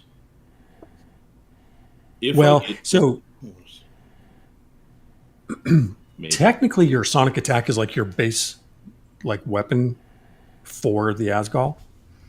So ideally what would happen is if you got double 4s, you would do double the dice and a status effect on the target. Yes. Now, but if you want to do, instead of a damaging attack, if you want to actually do a pushing kind of thing, like you want to move them, then yes, you could do it as an area effect. And if you got doubles, you could affect up to an 8-foot square area. So that means that you could literally exactly what I want to do. Got it. Okay. 100%. I don't need to do the damage. I just want to push these things off of my team for now. Okay. So you'll center the target on the one on Ryclaw. Mm-hmm. So the way we do this now is you and I negotiate before you roll what the outcomes might be, and then you roll.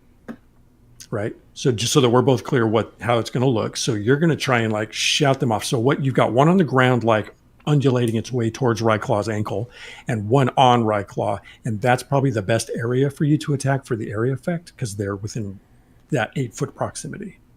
Perfect. So in my mind, I've got the Harpsido, and I'm shooting just this wave out to blast these creatures off of my friends.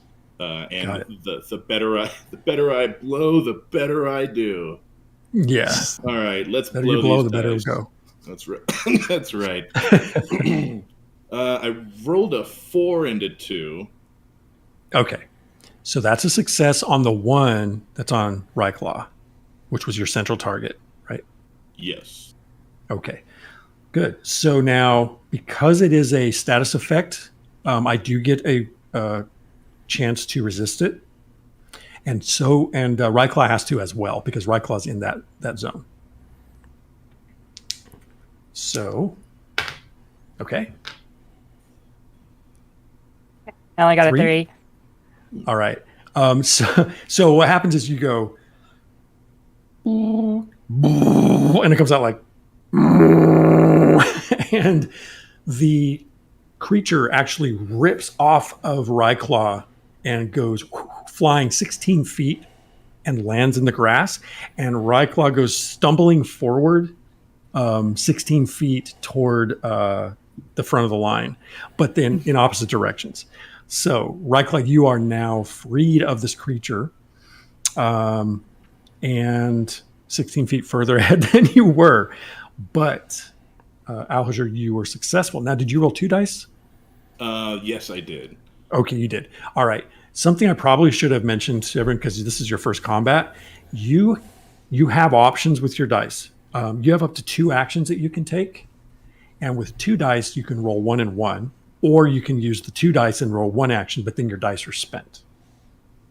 That's how I would have done it anyways. I wanted to do the big action, so I spent mine the right way. But that's good to know for the double attack people. You got it.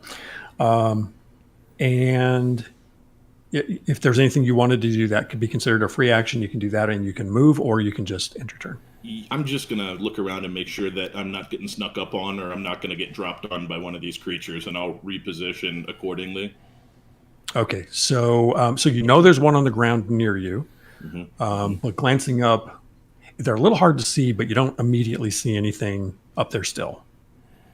All right, I have my giant stone saxophone-looking instrument, and I'll strafe away from the one close to me and keep my team in front of me and in between these horrible shag carpets with teeth. That's a good point. How far away do you want to move away from the one that's on the ground by you? About 15 feet or so. Maybe like so 16 feet. Yeah, that's about right. I'll move to like a 4 o'clock position to my team, kind of away from this thing. Okay, and you can tell that these things don't move as quickly, so that seems like a sensible distance. Perfect. All right, then we go to Ryclaw.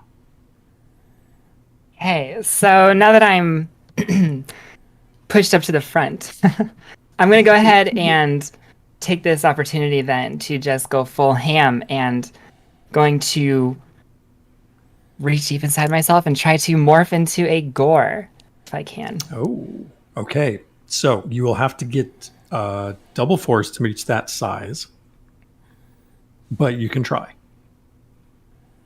Okay.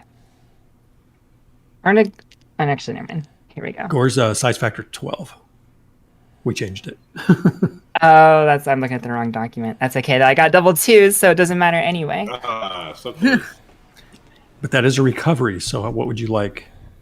Yeah. So I'm up to the front and I try to get this manifestation and shift my body into a creature.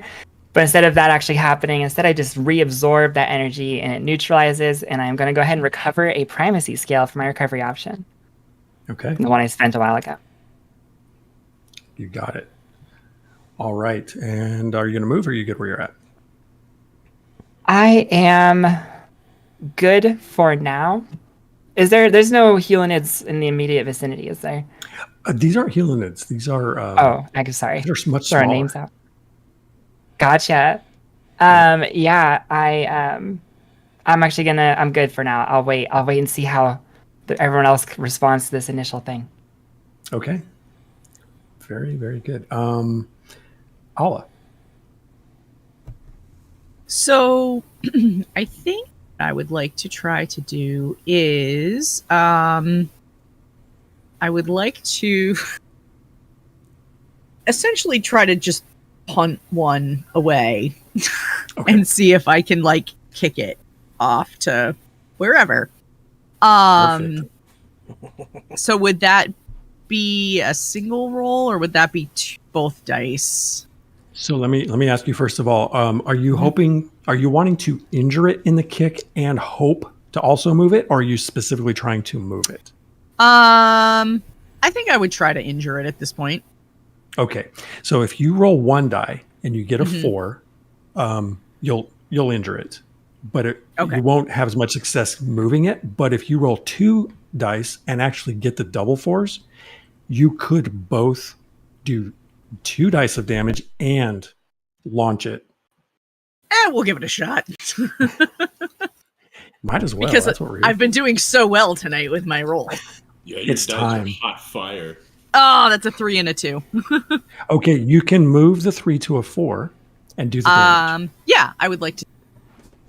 Okay, so you step forward on one of them that's undulating across the ground, moving your direction. This thing's about a 1.5 feet by about a foot wide.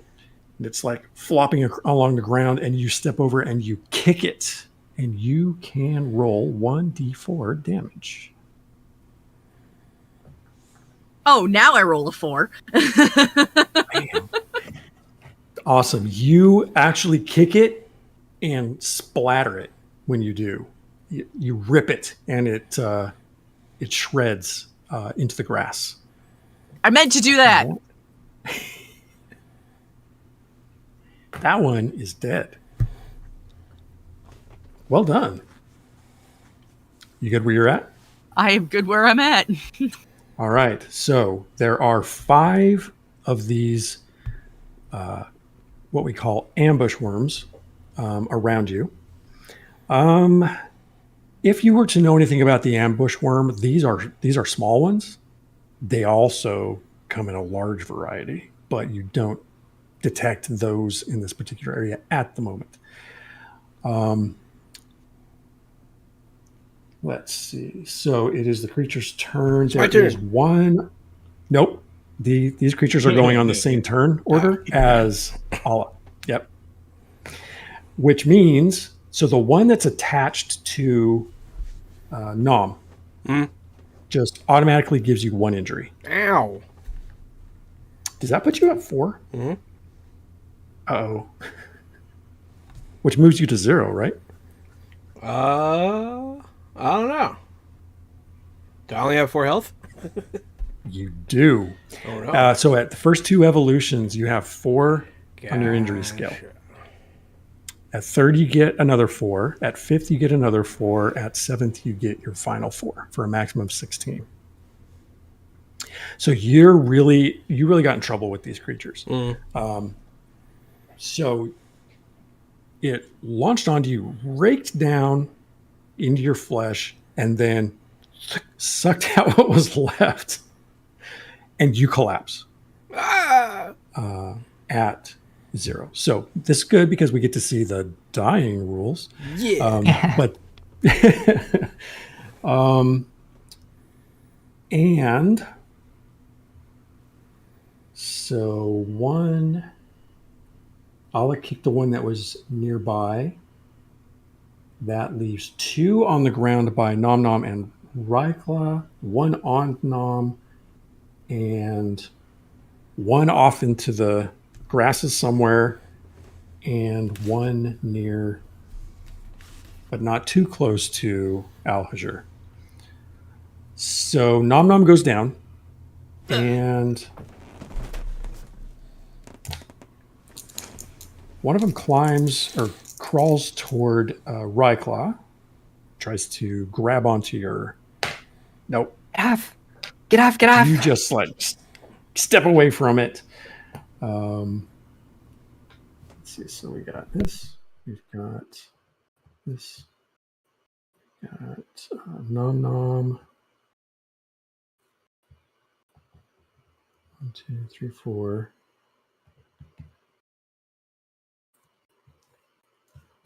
5. And 1, 2, 3, 4, 5. Who am I missing? Oh, there's going to be 1 more by...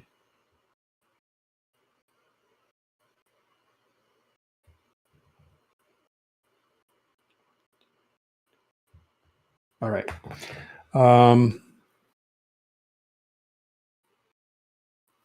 The other one near Nom crawls onto your body.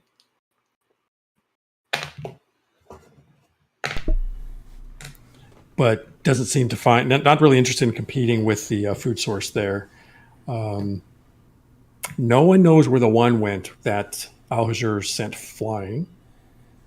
The one that was on the ground by you, you see the grass moving, Alger, but this thing is just not making good progress. You feel like you could outpace it really easily. Yeah, and that's that. So they are scattered a bit on the ground somewhere, but they're not very obvious. Nom nom. You may make a single D4 roll as your action this turn to try to recover from your status. Can I reduce the difficulty with my boon? Oh, yeah. Nice. Do that. Well done. Yeah, but just save that. Well, Very nice. that's not going to help. I got a 1. Roll. Well, it helps a little bit because instead of losing 2 of your 4 opportunities to recover, you only lose 1. Awesome. So you have 4 chances to recover or be recovered before you die. And now you're down to 3. It's okay. I'll be back. That's right. One way or the other. That's right. All right. Alger, it is back to you. I am going to try to get up to him and play a healing song. Okay. 1 or 2 dice. 2 dice. 2 dice for sure. So let me tell you the difference on the healing song. So 1 die, a success on 1 die restores the injury points. 2 dice also removes the status effect. Now, when you recover from being in the dying condition, you come back with the afflicted status effect, which means that your dice cache is reduced to 1 until you recover from that because your brain's scrambled. So yeah, 2 dice would allow you to bring Nom Nom back on double 4s without that effect being in place. I'm also just, I know I need a 4 to get him that heal, so throwing 2 dice is going to give me a better chance. Yes. So let's go ahead and make that happen. Oh, didgery damn, I've rolled 2 2s. Oh, Okay. no. So while that does not succeed, it does give you the recovery option. You can restore a primacy point if you've spent 1, or repair an injury, or gain an armor factor, or remove a status effect on yourself, which you don't currently have. I tell you what, I could use another one of those primary points. I did use one pretty early on.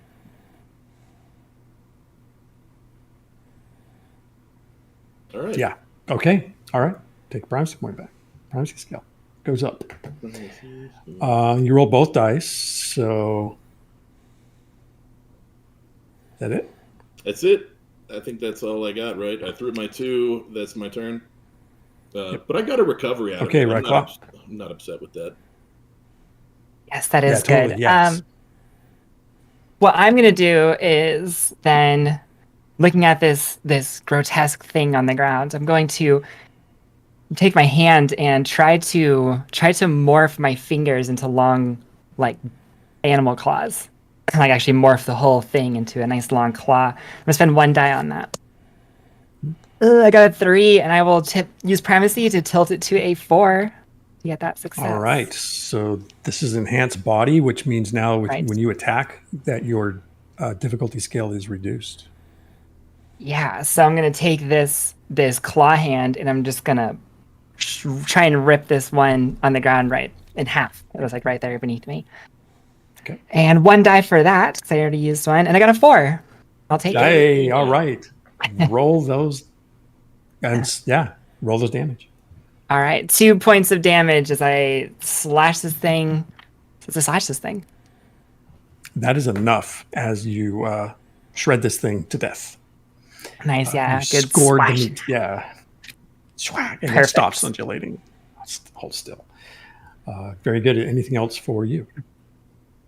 I'll stand there with my claw hand and see. There's another one right next to me, right?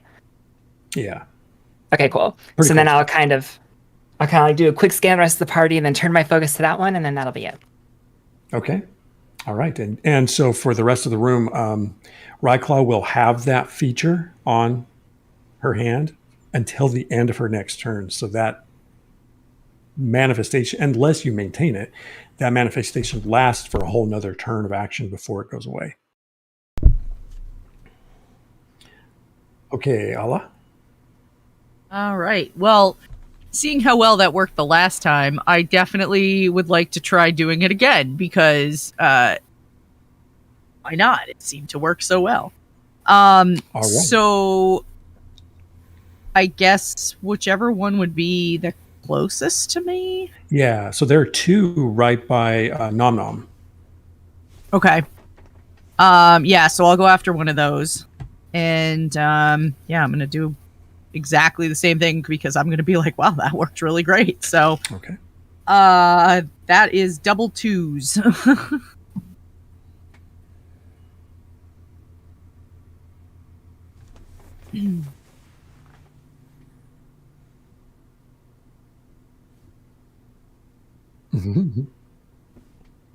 We got lag over here.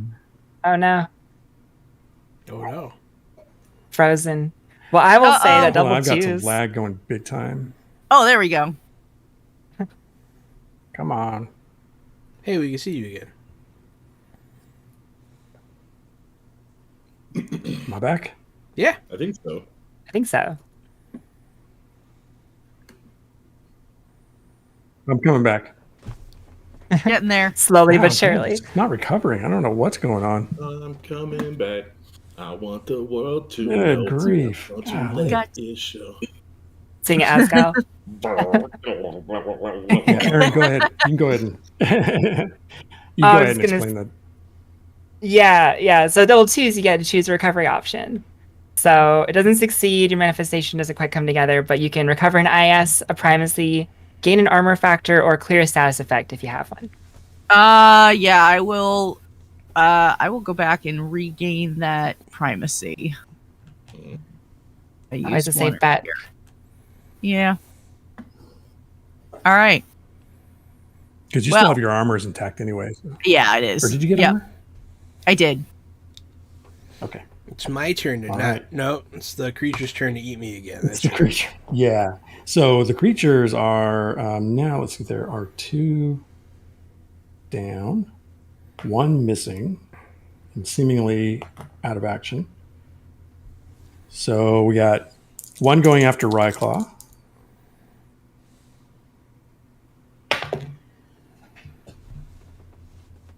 Oh, that's a miss. 1 going after Allah. That's a miss. And 1 going after Al-Hajur because you have Yes, I moved up for the heal. moved up. Yeah. Nope. That's a miss. All right. So they're just not getting to you yet. They're just having a hard time moving through the grass, which obviously is why they came down from the trees. In fact, the one that was back by you at the back of the line, Al-Hajur, is actually climbing the tree. But now that takes us to Nom Nom. It's me. 3. Okay, you now are stabilized. So you will stop rolling, but you stay unconscious at the moment in this current condition. I'll take it. Okay. Have fun in the dead stand. But it does take us back to Al-Hajur. I am going to try to throw myself a healing song again to my friend. Gonna use both my D4s again. I'm kind of torn. I almost want to keep one so that whenever he makes his roll later, I can assist him. But Right. he's at the end of the turn order, so if he ends up getting it, then I've kind of just let my die go by the wayside. That is correct. And so for the audience, we have a rule that is an assist roll. And if a player holds or otherwise is willing to contribute one of their dice from their dice cache out of turn, they can influence the outcome of another active player's roll on that turn. And only one player can do it at a time on a roll, but it is an option. It's another strategic availability. So which way do you want to go with that, Al-Hajur? I've considered both options. I think I'm just going to roll the 2d4 now and hope that I can get him the heal early. Okay. And I rolled double 4s. Oh, there you go. Awesome. So roll 1d4 for the number of injury scale recovered. Nom nom, you come to 4. Another 4. Come on now. feeling great. You feel great. Like you wake up, you're on the ground, but you're no longer hurt and you don't have that afflicted status. So you are pretty much ready to bounce back to action when it's your turn. I have been resurrected. There are vibrations from the instrument that literally push you back to your feet. And as you feel the music like pulse through your body, it almost pushes out all the pain that was there before. You let out one last deep cough. And then you feel pretty good all of a sudden. Your headache sort of goes away, the sweat stops, and you turn, and there I am. Hopefully you can make sure these things don't make quick work of me like they did to you. What the only things? bummer, the one that's on your chest like a clammy heating pad. Ah! Yeah, there's one still on you. Oh, how fun is that? Is that it for Alhujur? Yeah, that's everything. Ryclaw. Okay, so I've got my claw in my hand and we're just gonna make this one. I know I'm putting the trying to meet my namesake here, but anyway, yeah, I'm gonna go ahead and I'm gonna spend 1 die on this attack to try and claw the other one there, and that's a 1. So let's go ahead and. So if I keep it at a 1, I'll have to risk a reprisal, which could damage me. And I honestly don't have a ton of health. I took a little bit of a wound a minute ago and my armor's broken. So I'm actually going to spend a primacy to shift it to a 2 just to avoid that whole thing. The risk. The risk, exactly. Yeah, with a high fail, the seer rolls 2d4, and on a 4, the failing character takes 1 injury. And on double 4s, the damage is the character's also slowed for a round. Oh no! So, yeah. Yes. Okay, so that's it for Ryclaw. Yes. I'll I'll stay in the same spot and then keep my other die. Perfect. Okay, so you're gonna hold 1 back. Mm-hmm. Allah.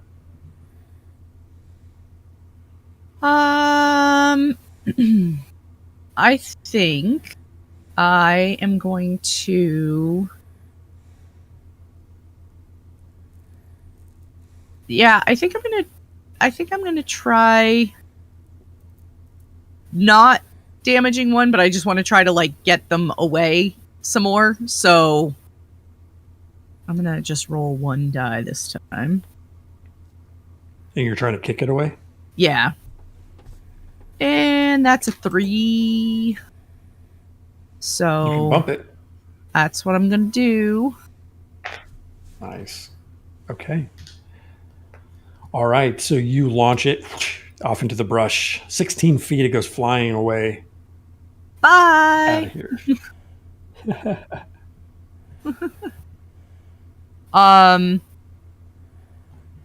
And then how many more are there? I There sort are of lost 2. track. There's one literally sitting on top of Nom still that had been Okay. attached and was crawling off. Right. And then there's one on the ground near Ryclaw. So both in that front proximity. All right. I think I'm going to focus my attention on the one that's on Nom right now because that seems to be like it may be the bigger threat. Hey, thanks. And that's all I can do for my turn right now, right? You only rolled 1 die, right? Yeah. So you still have 1 die left. Yes. So if you want to use it to do something now, you can do that. Could I?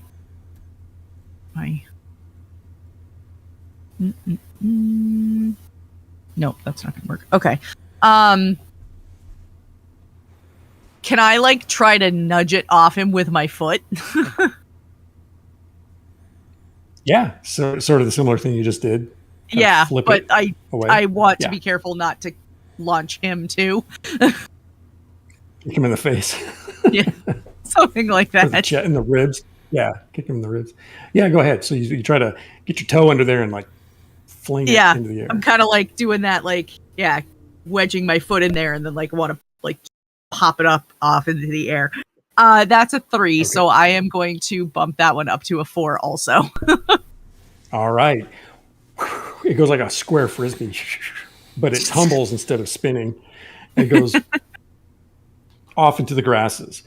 It looks like by this time the ones that have been cast around have been lost in the grasses and stuff might be climbing up distant trees from wherever it was they landed. So they're not like super hunter types, especially from the ground, it seems.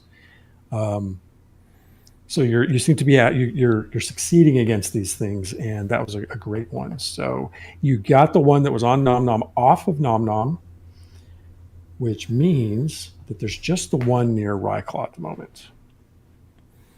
And it tries to climb your leg, and I got a 4. So it wraps itself around your leg from the ankle up to the knee, and you can feel those wicked teeth rip into the flesh a bit as they hook for just 1 injury. I got it. So I've only That's been on- conscious to watch one of these things be dealt with, and it was dealt with by kicking it. So I am gonna run up and kick it. Okay, so you got it's wrapped around Ryclaw's leg, so keep that in mind. But you're gonna try and I'm gonna try and get my encourage it. toe under there, as my example just showed me. I'll use 2 dice. Okay. Ryko's like seeing you approach, like, no, wait, no. Your leg winding up. I got a 3 and a 1. Oh, that's a bummer because you are a Lenai. You don't actually I have don't have that body. a body. Yeah. So you get your toe in there, and like your foot slides up like past all your toes to like the back knuckle at the across the ridge of the forefront of your foot, and now your foot is up in there, hanging out like you like feel the teeth start to hook your skin. Ow! And you're like wedged against Ryclaw's leg. You made it look so easy, Ella. Well, I've got a slight height advantage. You roll both dice, right? I rolled both dice. Okay. I will move away. All right. So you yoink your foot out and get out of there. Which takes us then back to how far away do you want to move? 10 feet. But It's 4-foot increments, so in a 12 feet. 4-foot increment. So yeah, 12. There you go. Okay. Just highlighting a difference again in this one. All right. So we're back to the top again, Al. Yes, I'd like to do an affected area sleep spell and see if I can't put these little bad monsters back to nighttime. Okay. So question, there are some that are now some distance away that are climbing the tree in different spots. There are like That's 3 of them, but are you going after the one on Ryclaw? Yes. Okay. I'm gonna let the others get away. We're just gonna try to be done with this and carry on our way. Okay. I think this is our window of opportunity to escape. Everyone, quickly, through the trees. And then I'll cast my sleep. All right. So you start singing a song and strumming the strings on your And I harpsichord. rolled a 4 and a 2. Okay. I need Ryclaw to make a challenge to that. As well as, it certainly worked on the ambush worm as it just relaxes and slithers off. And then Ryklaw crumples and falls back onto the ground on her back asleep. In the wording of sleep, it does say that it lulls an enemy to sleep. Oh, that's a good point. That'd be one for us to creatures. unless it needs to be creatures. Yeah, it should be. But we can go by the wording here, or yeah. All right. All right. So by wording, right click, you get a little bit woozy, but you manage to stay upright, and the little sluggy thing is now a crumpling ribbon of purple and blue flesh. Are you going to just flee the scene, or? Yeah, it's time to go. I'll start leading the way this time since I'm up first. I'll start running back towards the trail and down the road. So just to clarify, you don't want to follow the stream anymore? Oh, that's right. We're all on the stream. Yes, I do. I do want to follow the stream, and I'll double check above me before I start running too fast. Okay, so you're glancing up in the trees. Go ahead and make a roll on that just to see if there's anything truly there. Oh, lovely. I've rolled a 3 and a 1. So the 3. Okay. So at a glance, you don't see anything. Looks great. You're moving through the trees, trying to hustle. Everybody else picks up behind you, and you tootle out of the stand and get into the meadow and clear of that particular area. All right. So you find the stream bed, however, and that's all good. It's not hard to find. And you're looking around now for signs. If a water bear, it's a really good thought that a water bear might have come this direction. Let's look.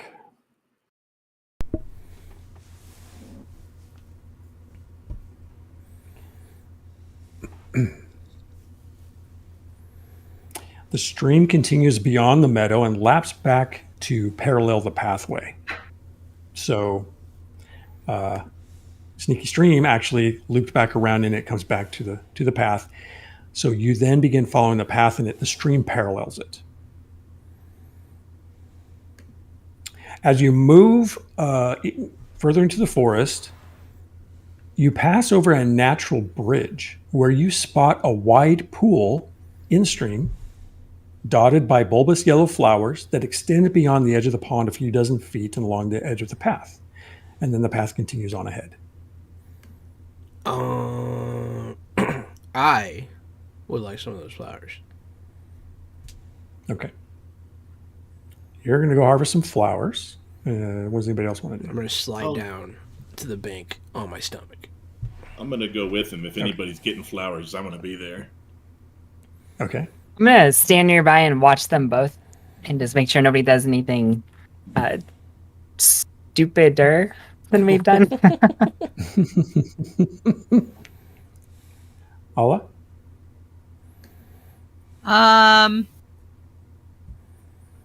Yeah, I'm probably like, I'm going to assume that like my foot's kind of gross from kicking stuff off.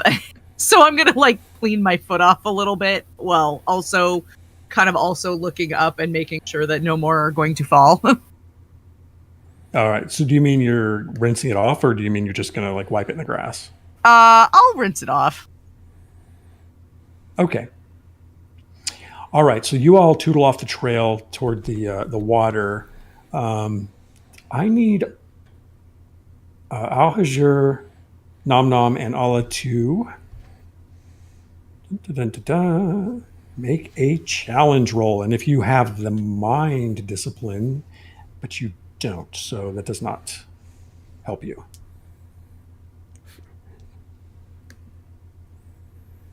Okay. 3-2. 3-2 for Al-Hajir. 3-3 for Allah, and 3-1. Okay. As you pass by the flower, so let's do this in increments. Nom Nom, you go over to the first flowers that you see, and you like grab hold of them, and as you do, the spores go poof.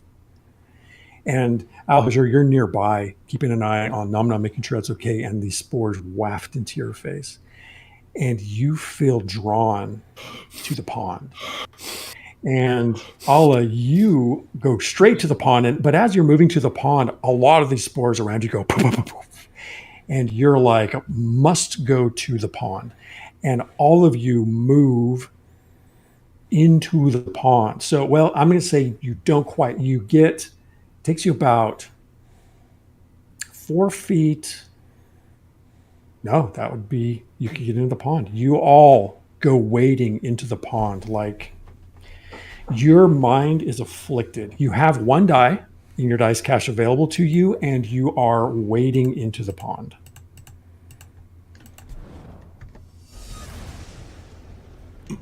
I'll stay here.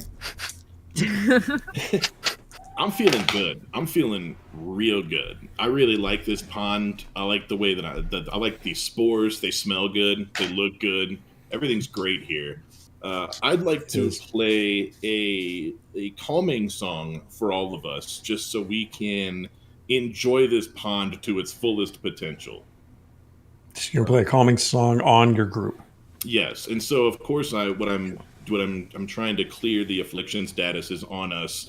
But in character, that I don't know that that's what I'm trying to do. I'm just trying to make sure we enjoy it, truthfully, beautifully. So I'm going to roll a 4 on this D4, and I rolled a 1 on the D4. Okay, so first of all, as you each wade into the pond, you take 2 injuries. Right. That's so great. In addition, let's see if you take any injury from the attempt to...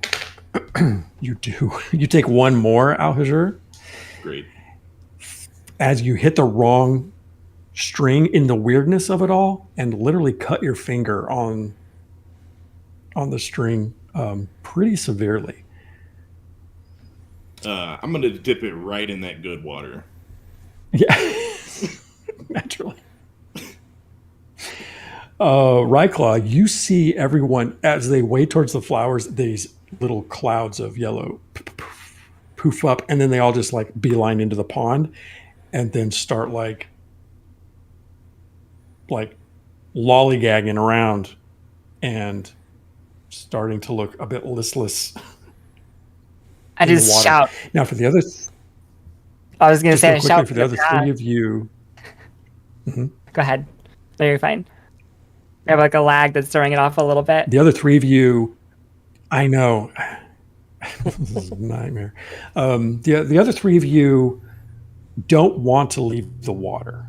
But other than that, you're a bit scrambled in like why you're in here, but you want to be in here. But other than that, you'll have your 1 die for your actions. So go ahead, Ryclaw, and then we'll do combat order.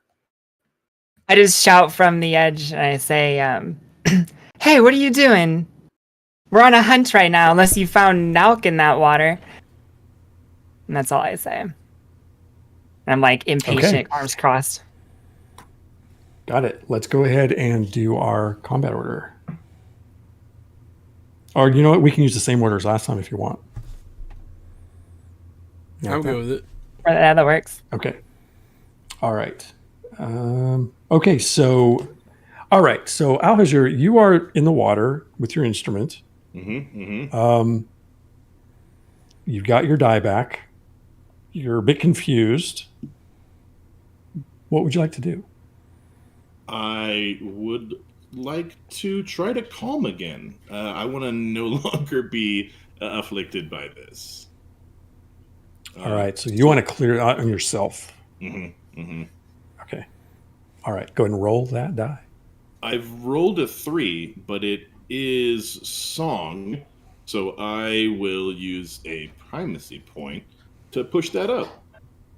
Okay, and as you push that up, you're playing your instrument, and your mind clears, and you're like, "Holy gods, my legs are burning!" As you're standing in this pond, and your allies are like getting deeper into the water, and something's wrong. This pond is about 24 feet around, and who knows how deep it is. But you suddenly realize that this is a pretty dire situation. Yeah. It is. But that would be... You can move. I think it's probably time to get out then. Okay. Yeah, let's so get out. You scramble out. The disappointing thing for you as you scramble over the bank of this pond is that you realize that all around you are all of these flowers. And they reach out like so okay. So that's the end of your turn. It is Rykla's turn. As you see as you're scrambling out of the pond.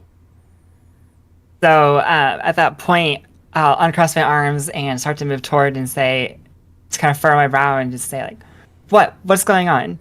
And then I'm going to go ahead and approach Al-Hajar. Okay. I need you to make a call roll. That's a 1.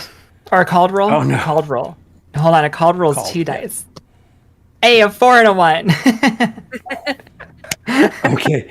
As you get as you step off the path and into the flowers moving towards Al-Hajar, these spores burst around you, and you realize that there's some sort of agent in them and that this is a hazardous zone for you to be stepping into. Right, yeah. As soon as that realization dawns upon me, probably a good 4 to 8 feet of distance between you and I, Al-Hajar, I just stop suddenly. And I look down at the flowers, and then I look to the people in the water, and I just start, and I just shout to them, get out of the water now! It's like in this sudden panic, putting all these little tiny pieces together. But that is all I do, actually, for now. Okay. I don't take any other actions. Right. And I hold on to my dice. Okay. You got both dice. Very cool. It is Allah's turn, and Allah, you want to be in the water. You have 1 die right now. You see Al-Hajar climb out quickly. You hear Rykla shout to you, and then freeze standing amidst these flowers. Nom Nom is splashing around with you in the water. Nom Nom's about neck deep. You're about waist deep.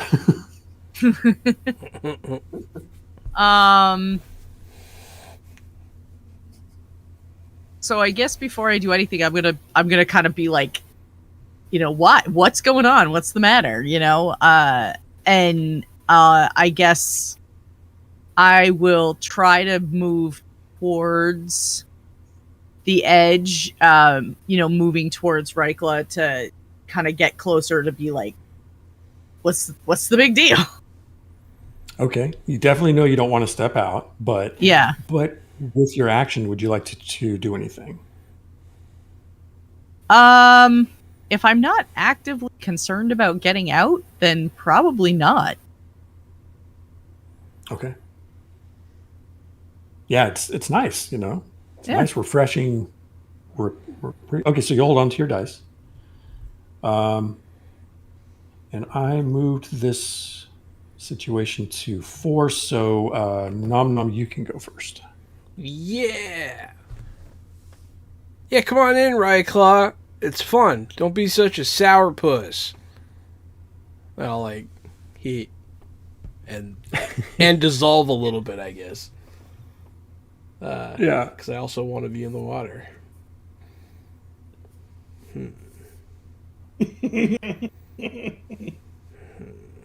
I mean, does it hurt? You don't notice that it's hurting. You seem to be pleased to be there. Then I am pleased to be here, and I hold on to my dice. Now you can attempt to clear that. Oh, you can? Actually, no, it's a mind. Well, yeah, no, you can. You just don't have the mind primacy, so it's a. So you don't roll no, that's manifestation. No, that's manifestation. I'm blanking on the.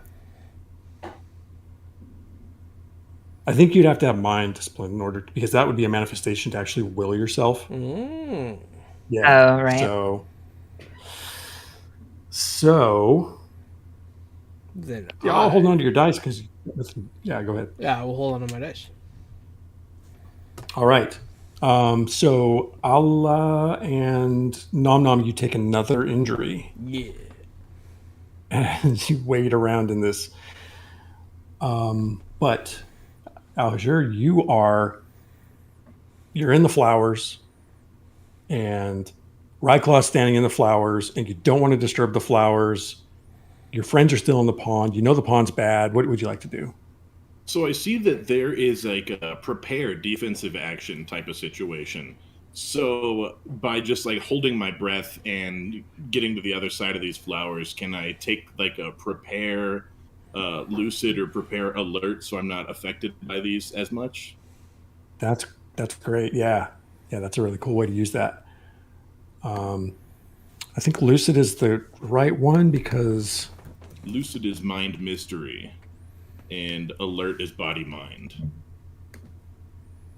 okay, alert. Actually, alert. Yeah. All right, so that one makes sense to me, kind of in flavor, also because I'm alert not to step on these things. All right, so Or you're I'm alert gonna- at what they might do. Do you need me to roll a 2d4 to move through these, or is that sufficient to move through nice and slow? I believe you have to roll. I'm double checking the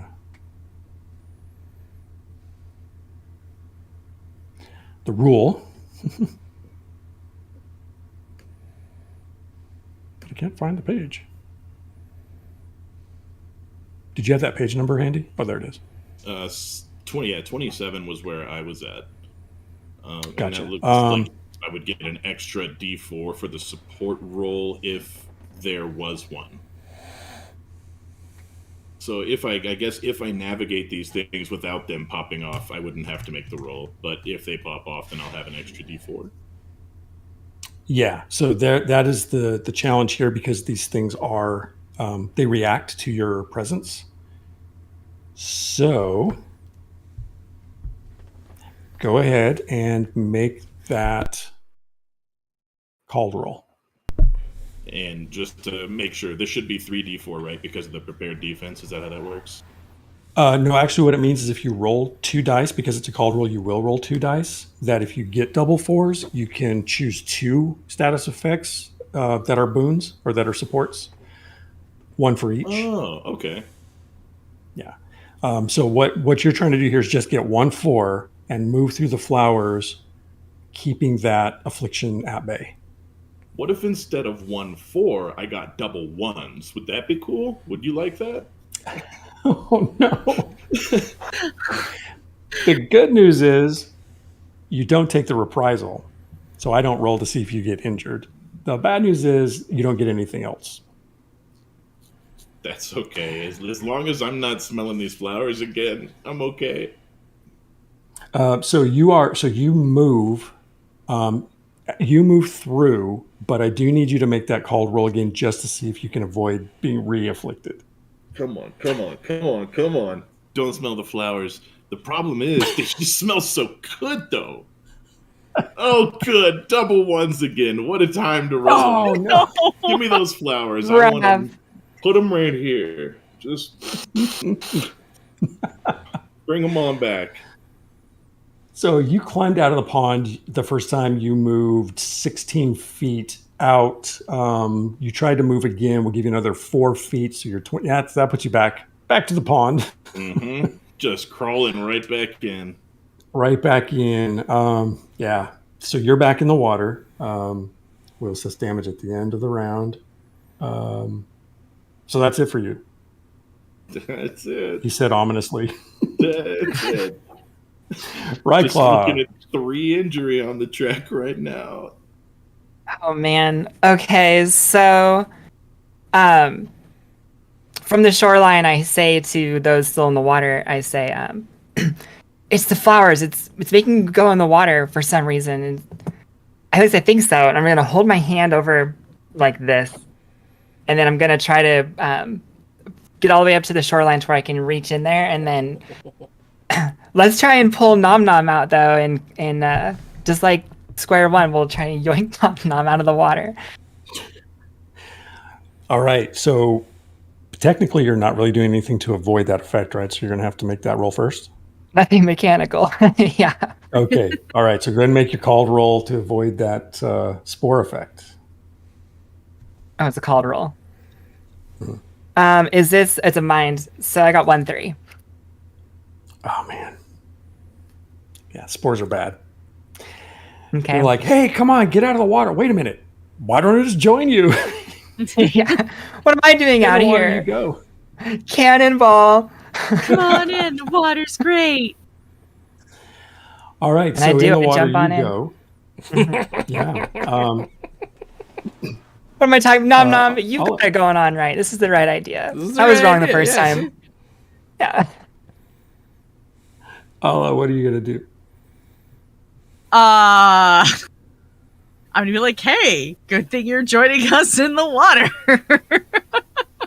We're all gonna get killed by water. Yeah, I'm assuming that I still see no issue with what's going on right now, other than the fact that now Reikla is coming towards the water or is in the water, and In the water, yeah. yeah. So I now definitely don't see a problem with what's going on. So I'm gonna save my dice again. Okay. I believe it's my turn. Yes. So we're all gonna die. Yes. That's what. So was to say. I, as an agent of chaos, am going to attempt to use my transmutation to enjoy this water further as ice and freeze all of us in a giant ice cube. Okay. So the way this works is that your evolution, you can affect a 4-foot square cube area, or if you roll high enough, you can affect up to 8 feet. So you can affect a sixth to a third of the total volume around you. There are only 4 of us. He should be able to affect all 8 of our feet. Ha! Well, except each of you takes a 4-foot area. Yeah, right. Oh, I see. What you, yeah. Little feet. So I would say that if you can get 8 feet, you can make ice around you and either Ryclaw or Ala for proximity.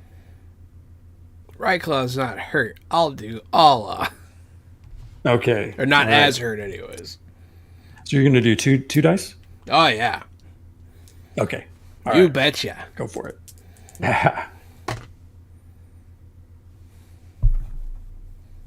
What'd you get? 2 2s.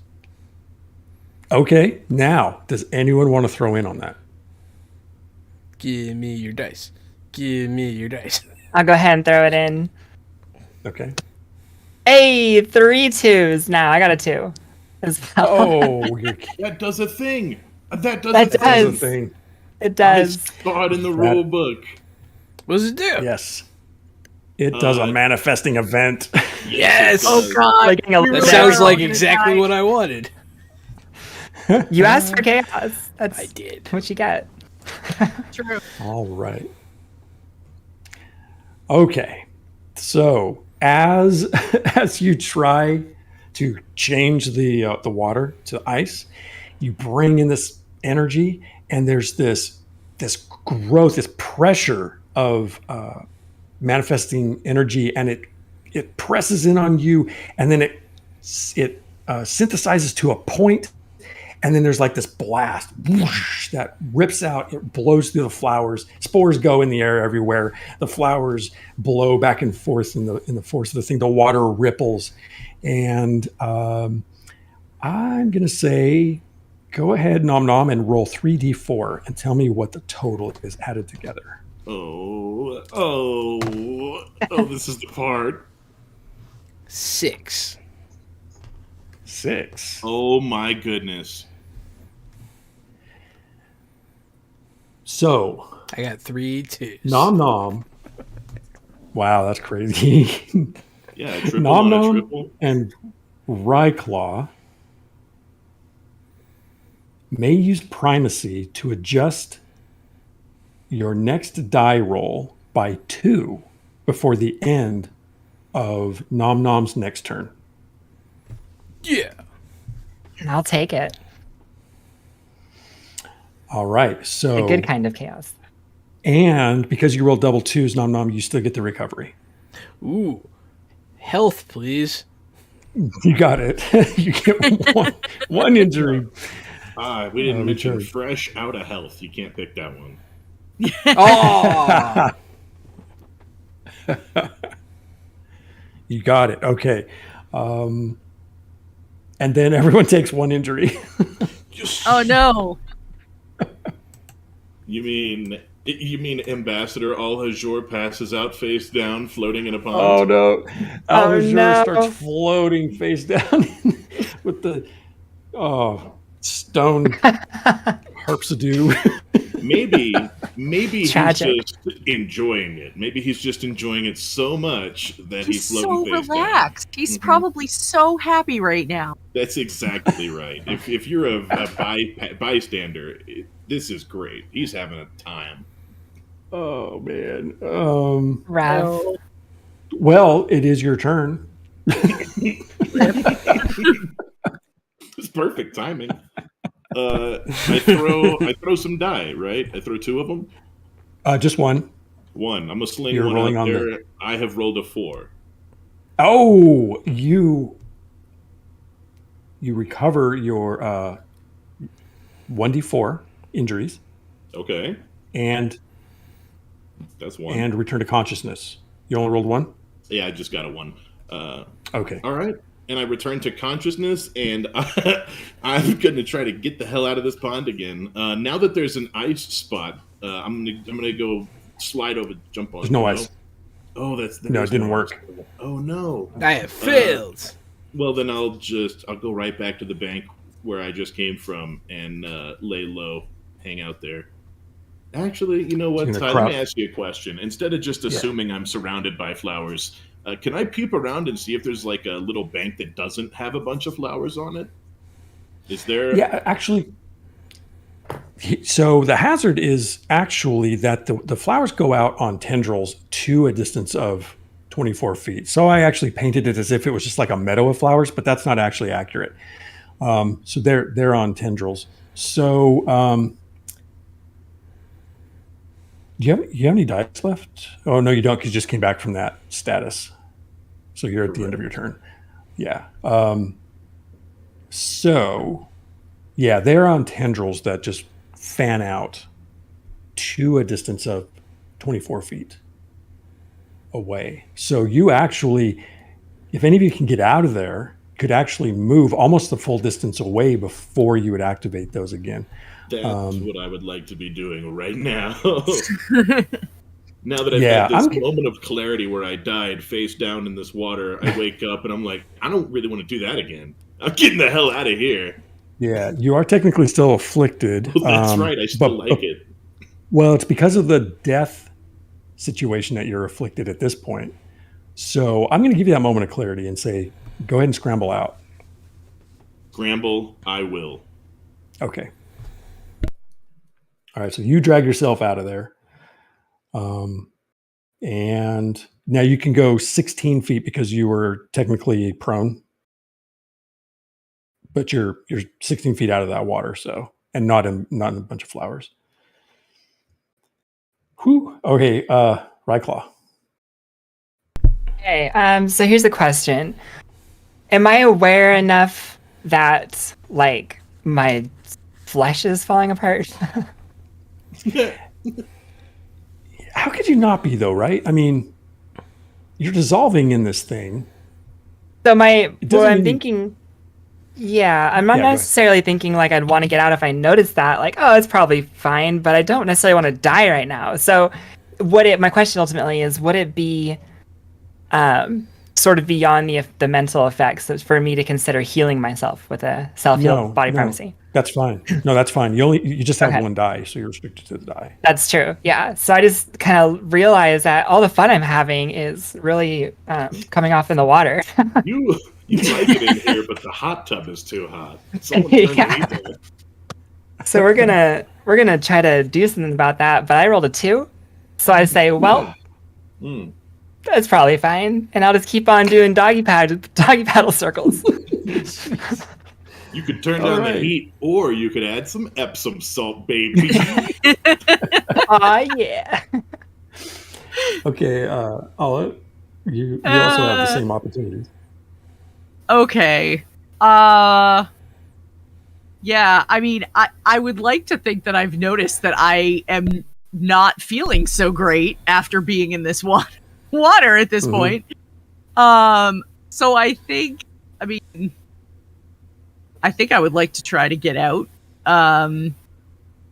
It sounds like it would make sense to me to get out. Well, it doesn't. You don't like Ryclaw. You don't necessarily want to get out, but you might want to heal yourself to give yourself some strength back because it seems to be taking it out of you.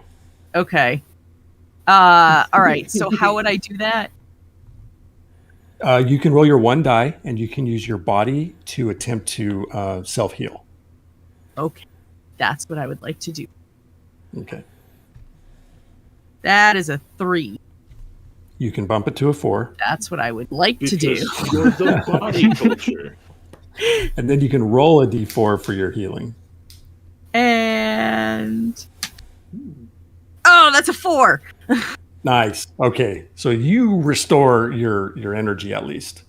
Yeah. Well done. Okay. I'm like, yay. At this I'm feeling better now.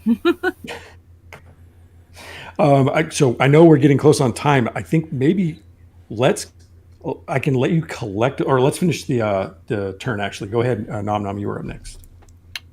I make ice when I want to, so I'm going to try that again because no one tells.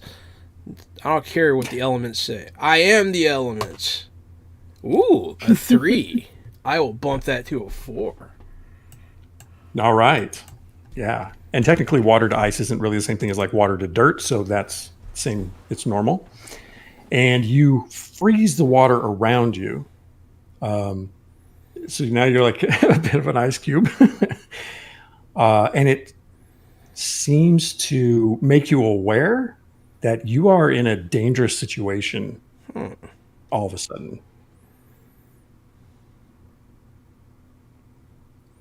But you rolled 1 die, right? Yeah, I rolled 1. Oh, that's because you only have 1, yeah. Yeah. But I'm safe in my ice prison, right? Yeah, it seems perhaps that the chemical effect has paused in this state. I'm gonna look at the two that are still in the water. Maybe it's time to get out, guys. You paddle over to the edge. Everyone's getting a little pruny. Yeah, it's getting a little pruny, guys. When you change to ice, there's a tremor in the around the edges of this pond, as if something like disturbed the bowl of this pool. Made it uncomfortable, perhaps. So you said that the flowers are on tendrils. Yeah. Which implies that they're attached to something, right? Well, by tendrils, by long, yeah, they seem to be growing out over the bank and then stretching away from this central water source. So I'm slightly elevated now, right? Because I'm like floating like a bobber. Popped up. Can I see under the water? I mean, sure. Well, go ahead. And let's just do a called roll there. Yeah. What are you looking for? Let me ask you that. The thing that's dissolving us. Okay. Roll. I don't know. Something. It didn't like it when I froze the water, so it's starting to make me think something's alive down there. Yeah. A 4 and a 1. What you do see at the bottom, down as far as you can see with the sky crystal shining down, is a skeleton with, let's see, it looks like there's a bucket, a shovel, perhaps some sort of dagger, down underneath the surface there. And there's also a few animal skeletons of various sizes, and It's like one of those beer bottle cap riddles.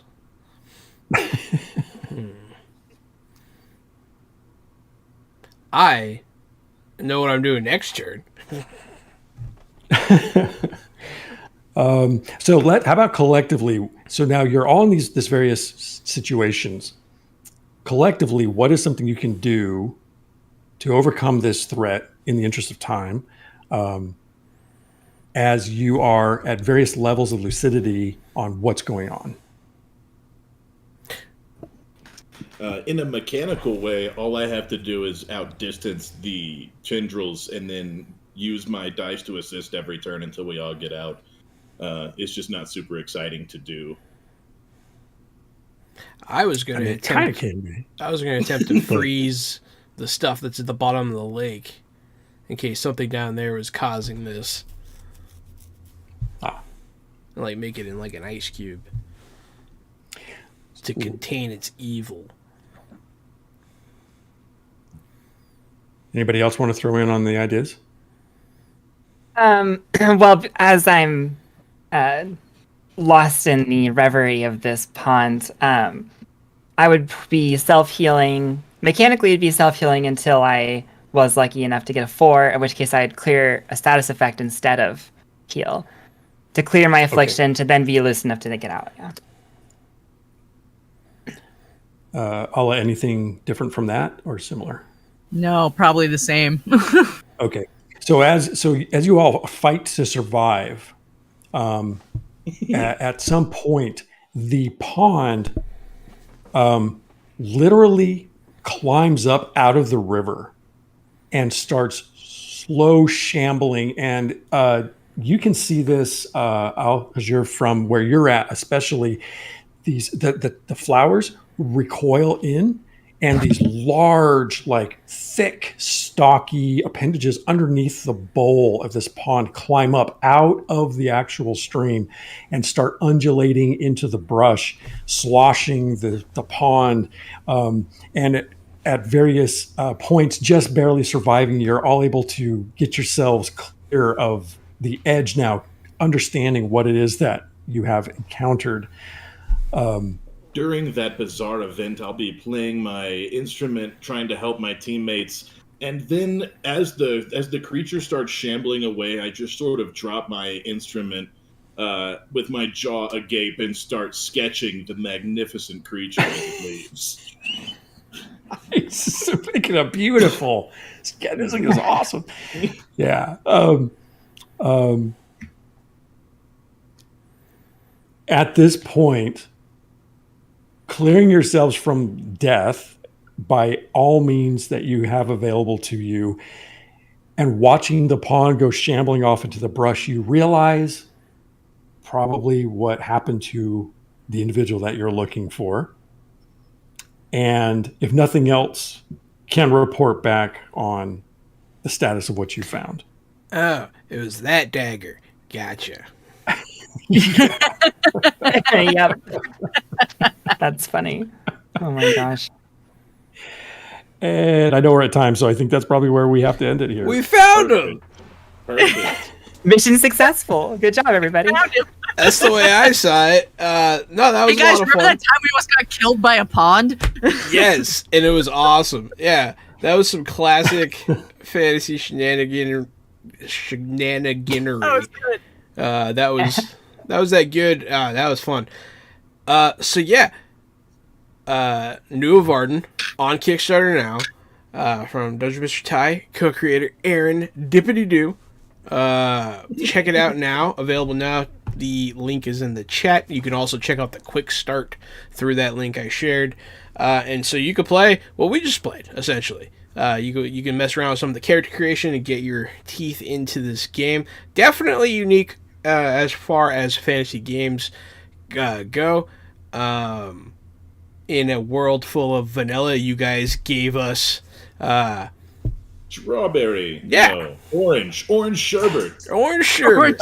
Ooh. It's definitely not the normal, and it's definitely a nice change of pace from the typical fantasy game. Very fun. I had a lot of fun. What about you guys? You guys have fun? Yeah, a lot of the Yeah. I want to see a lot of the sort of lore type of things that you don't get in the one shot, right? Like more about the descriptions of the sky being the crystal and this sort of universe that's definitely set apart from a regular fantasy forest. And that's the kind of thing that really sets the setting apart. And we only got to see what 3 of the other 15 cultures? Did you say? How many Yeah, cultures? yeah. That's Between the cultures and crazy. subcultures. Yeah, Hmm. okay. So that's so we only got to see what about a third of the content. So there's definitely more to give and more to see, and I think you would get, like I said, there's more to gain out of a longer campaign so that you can really Yeah. feel what this setting has to give. So it makes me want to come back already. I'm not used to a D4 game and a D4 system, and so sometimes I felt frustrated just trying to get that damn 4. Just like just like, come on, give me a damn 4. Give me a 4. And I don't know. That was the only complaint I had is I did like that you could use your primacy score to push the things that you're good at. I just wonder if maybe later in the game there's almost a secondary skill that you get access to, not so much a subclass, but just another thing that you could push. Yeah, I think it. Um, Evolution 3 or 4? Well, 4 you get your primacy back to full from wherever it's at once a day. I do know that with 2 dice and the primacy scale, the success rate's like 70%. Yeah, anything that you have primacy with, it feels like you're good at. Like I was able to break the being compelled and get out of the water twice. That was cool. Yeah. And the things that you're good at, you are very good at. It just seems like I'd like to be good at one more thing. Yeah, no, actually, you're right. You're right. So at Evolution 3, which I actually had thought about bumping you to tonight, and I kind of failed by not doing that. At Evolution 3, you get another discipline Yeah, that's and what I an was additional thinking of. die. Yeah. Yeah, that, And then that at would do Evolution, it. but at Evolution 5, you get another discipline, and at Evolution 7, you get another discipline. At Evolution 8, you get a 5th discipline, and by that time, you also have 4 dice. Yeah, And you also have increase in primacy scale. Very So cool. so you do gain things on levels. In the, this is the Dread Pond. The Dread Pond was actually probably a little overpowered of a creature for the level that you all were. I like it. I liked it too. No, that was good. That was fun though. It was fun. good. One of my favorite table deaths of all time was a friend of ours got killed by a rug of smothering, and so getting sucked into the pond of doom felt really similar in a way. It was like, we're just gonna be in here in this hot tub until we die. Like, jump in, baby. Good time. Well, in a very practical sense, that's what a creature like that would do, right? It just lures things in so it can eat, and that's how it survives. And it Yeah. just moves from location to location and hides. Yeah, totally makes sense. Yeah, I liked it a lot. That felt like I don't know, because I know a lot about D&D, so like oh, that's a mimic. Oh, that's a gelatinous cube. I haven't seen this thing. This thing is new. It caught me off guard. I wasn't ready for that. It surprised me. I got that like new fantasy smell going on. I like to hear that. Yeah. We good try to smell. do that with a lot of our creatures. We have a bug called a disruptor grub that can actually reduce your die roll. What a dick. Yeah. It's pretty funny. I like it. But yeah, so that was a lot of fun. Yeah, check out Nuorvarden on Kickstarter. I have been Johananon. I'm Casualty CDG, and you can find me at Casualty CDG. If you'd like to see Jahan and I tabletop role-playing games, we do that every Wednesday, Thursday, and Friday from 8 p.m. until 11 p.m. Central Standard Time. And we play all sorts of different games. Right now we're playing Wild Sea, an indie game by Felix Isaacs, where you tear across treetops in saw-toothed ships, and I play a sentient colony of spiders. On Wednesday, we are playing Icons by Steve Kinson. It's my first time playing a superhero tabletop game. We're having a blast over there. I play a duplicating teleporter. who can send his allies to other clones of himself. And then, of course, every Friday we do modern age or indie games. So stop by and see us. We also have a podcast. That podcast is called Fresh Out the Podcast. That's available where all podcasts are. It's about movies and streaming shows and every other thing that you should know about for pop culture. Thank you guys so much for being here, and thank you for your support always. Go check out Nuorvarden and follow all of us on Twitter, being tweet pals. Yeah, feel free to do your own outros to say whatever you want. Yeah, so I'm Erin Dippity Doo on Twitter. This has been Nuorvarden. I forgot to mention it at the beginning, but we also run the Adventure Slang podcast, which we post at the first Friday of every month. We interview different faces and people in the community and in the industry, and it's definitely worth checking out. I feel like we have some good conversations there. That's me. Nice. And I am Gamer Mom Luna. You can find me on pretty much all social media as Gamer Mom Luna, and except for TikTok, where I am the Gamer Mom, because Gamer Mom Luna was taken already. I don't know. That was weird. And I every Sunday night run a stream called Tales from the Tavern, which is the epic TTRPG talk show where chat asks all of the questions, and it's a lot of fun. I bring in 5 members of the community plus myself, and we sit around and talk TTRPG for 2 hours. Ty actually will be on this coming Sunday, so if you saw tonight's stream and you want to ask questions, be a great time to do it. So you can find me on twitch.tv/GamerLuna. And just some stuff that we have coming up. Actually, the 100th episode of Tales from the Tavern will be coming up in May. Really exciting.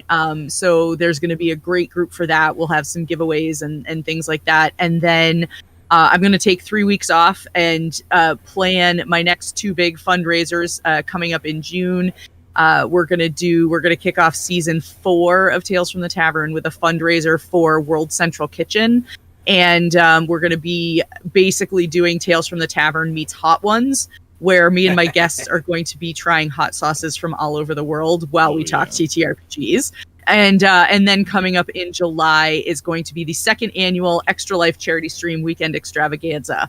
And that's going to be 24 hours of TTRPG content from Friday through Sunday, all raising money for Extra Life. We're going to try to top our goal. Last year we raised $1,000, so I'm hoping to raise $1,100 this year. Yeah. Nice. Small but manageable. Awesome. And that's great work. You're doing a lot, and it's really appreciated, Luna. It's fun. I am I love Dungeon it. Mr. Ty. Yeah. Sorry. Oh, you're good.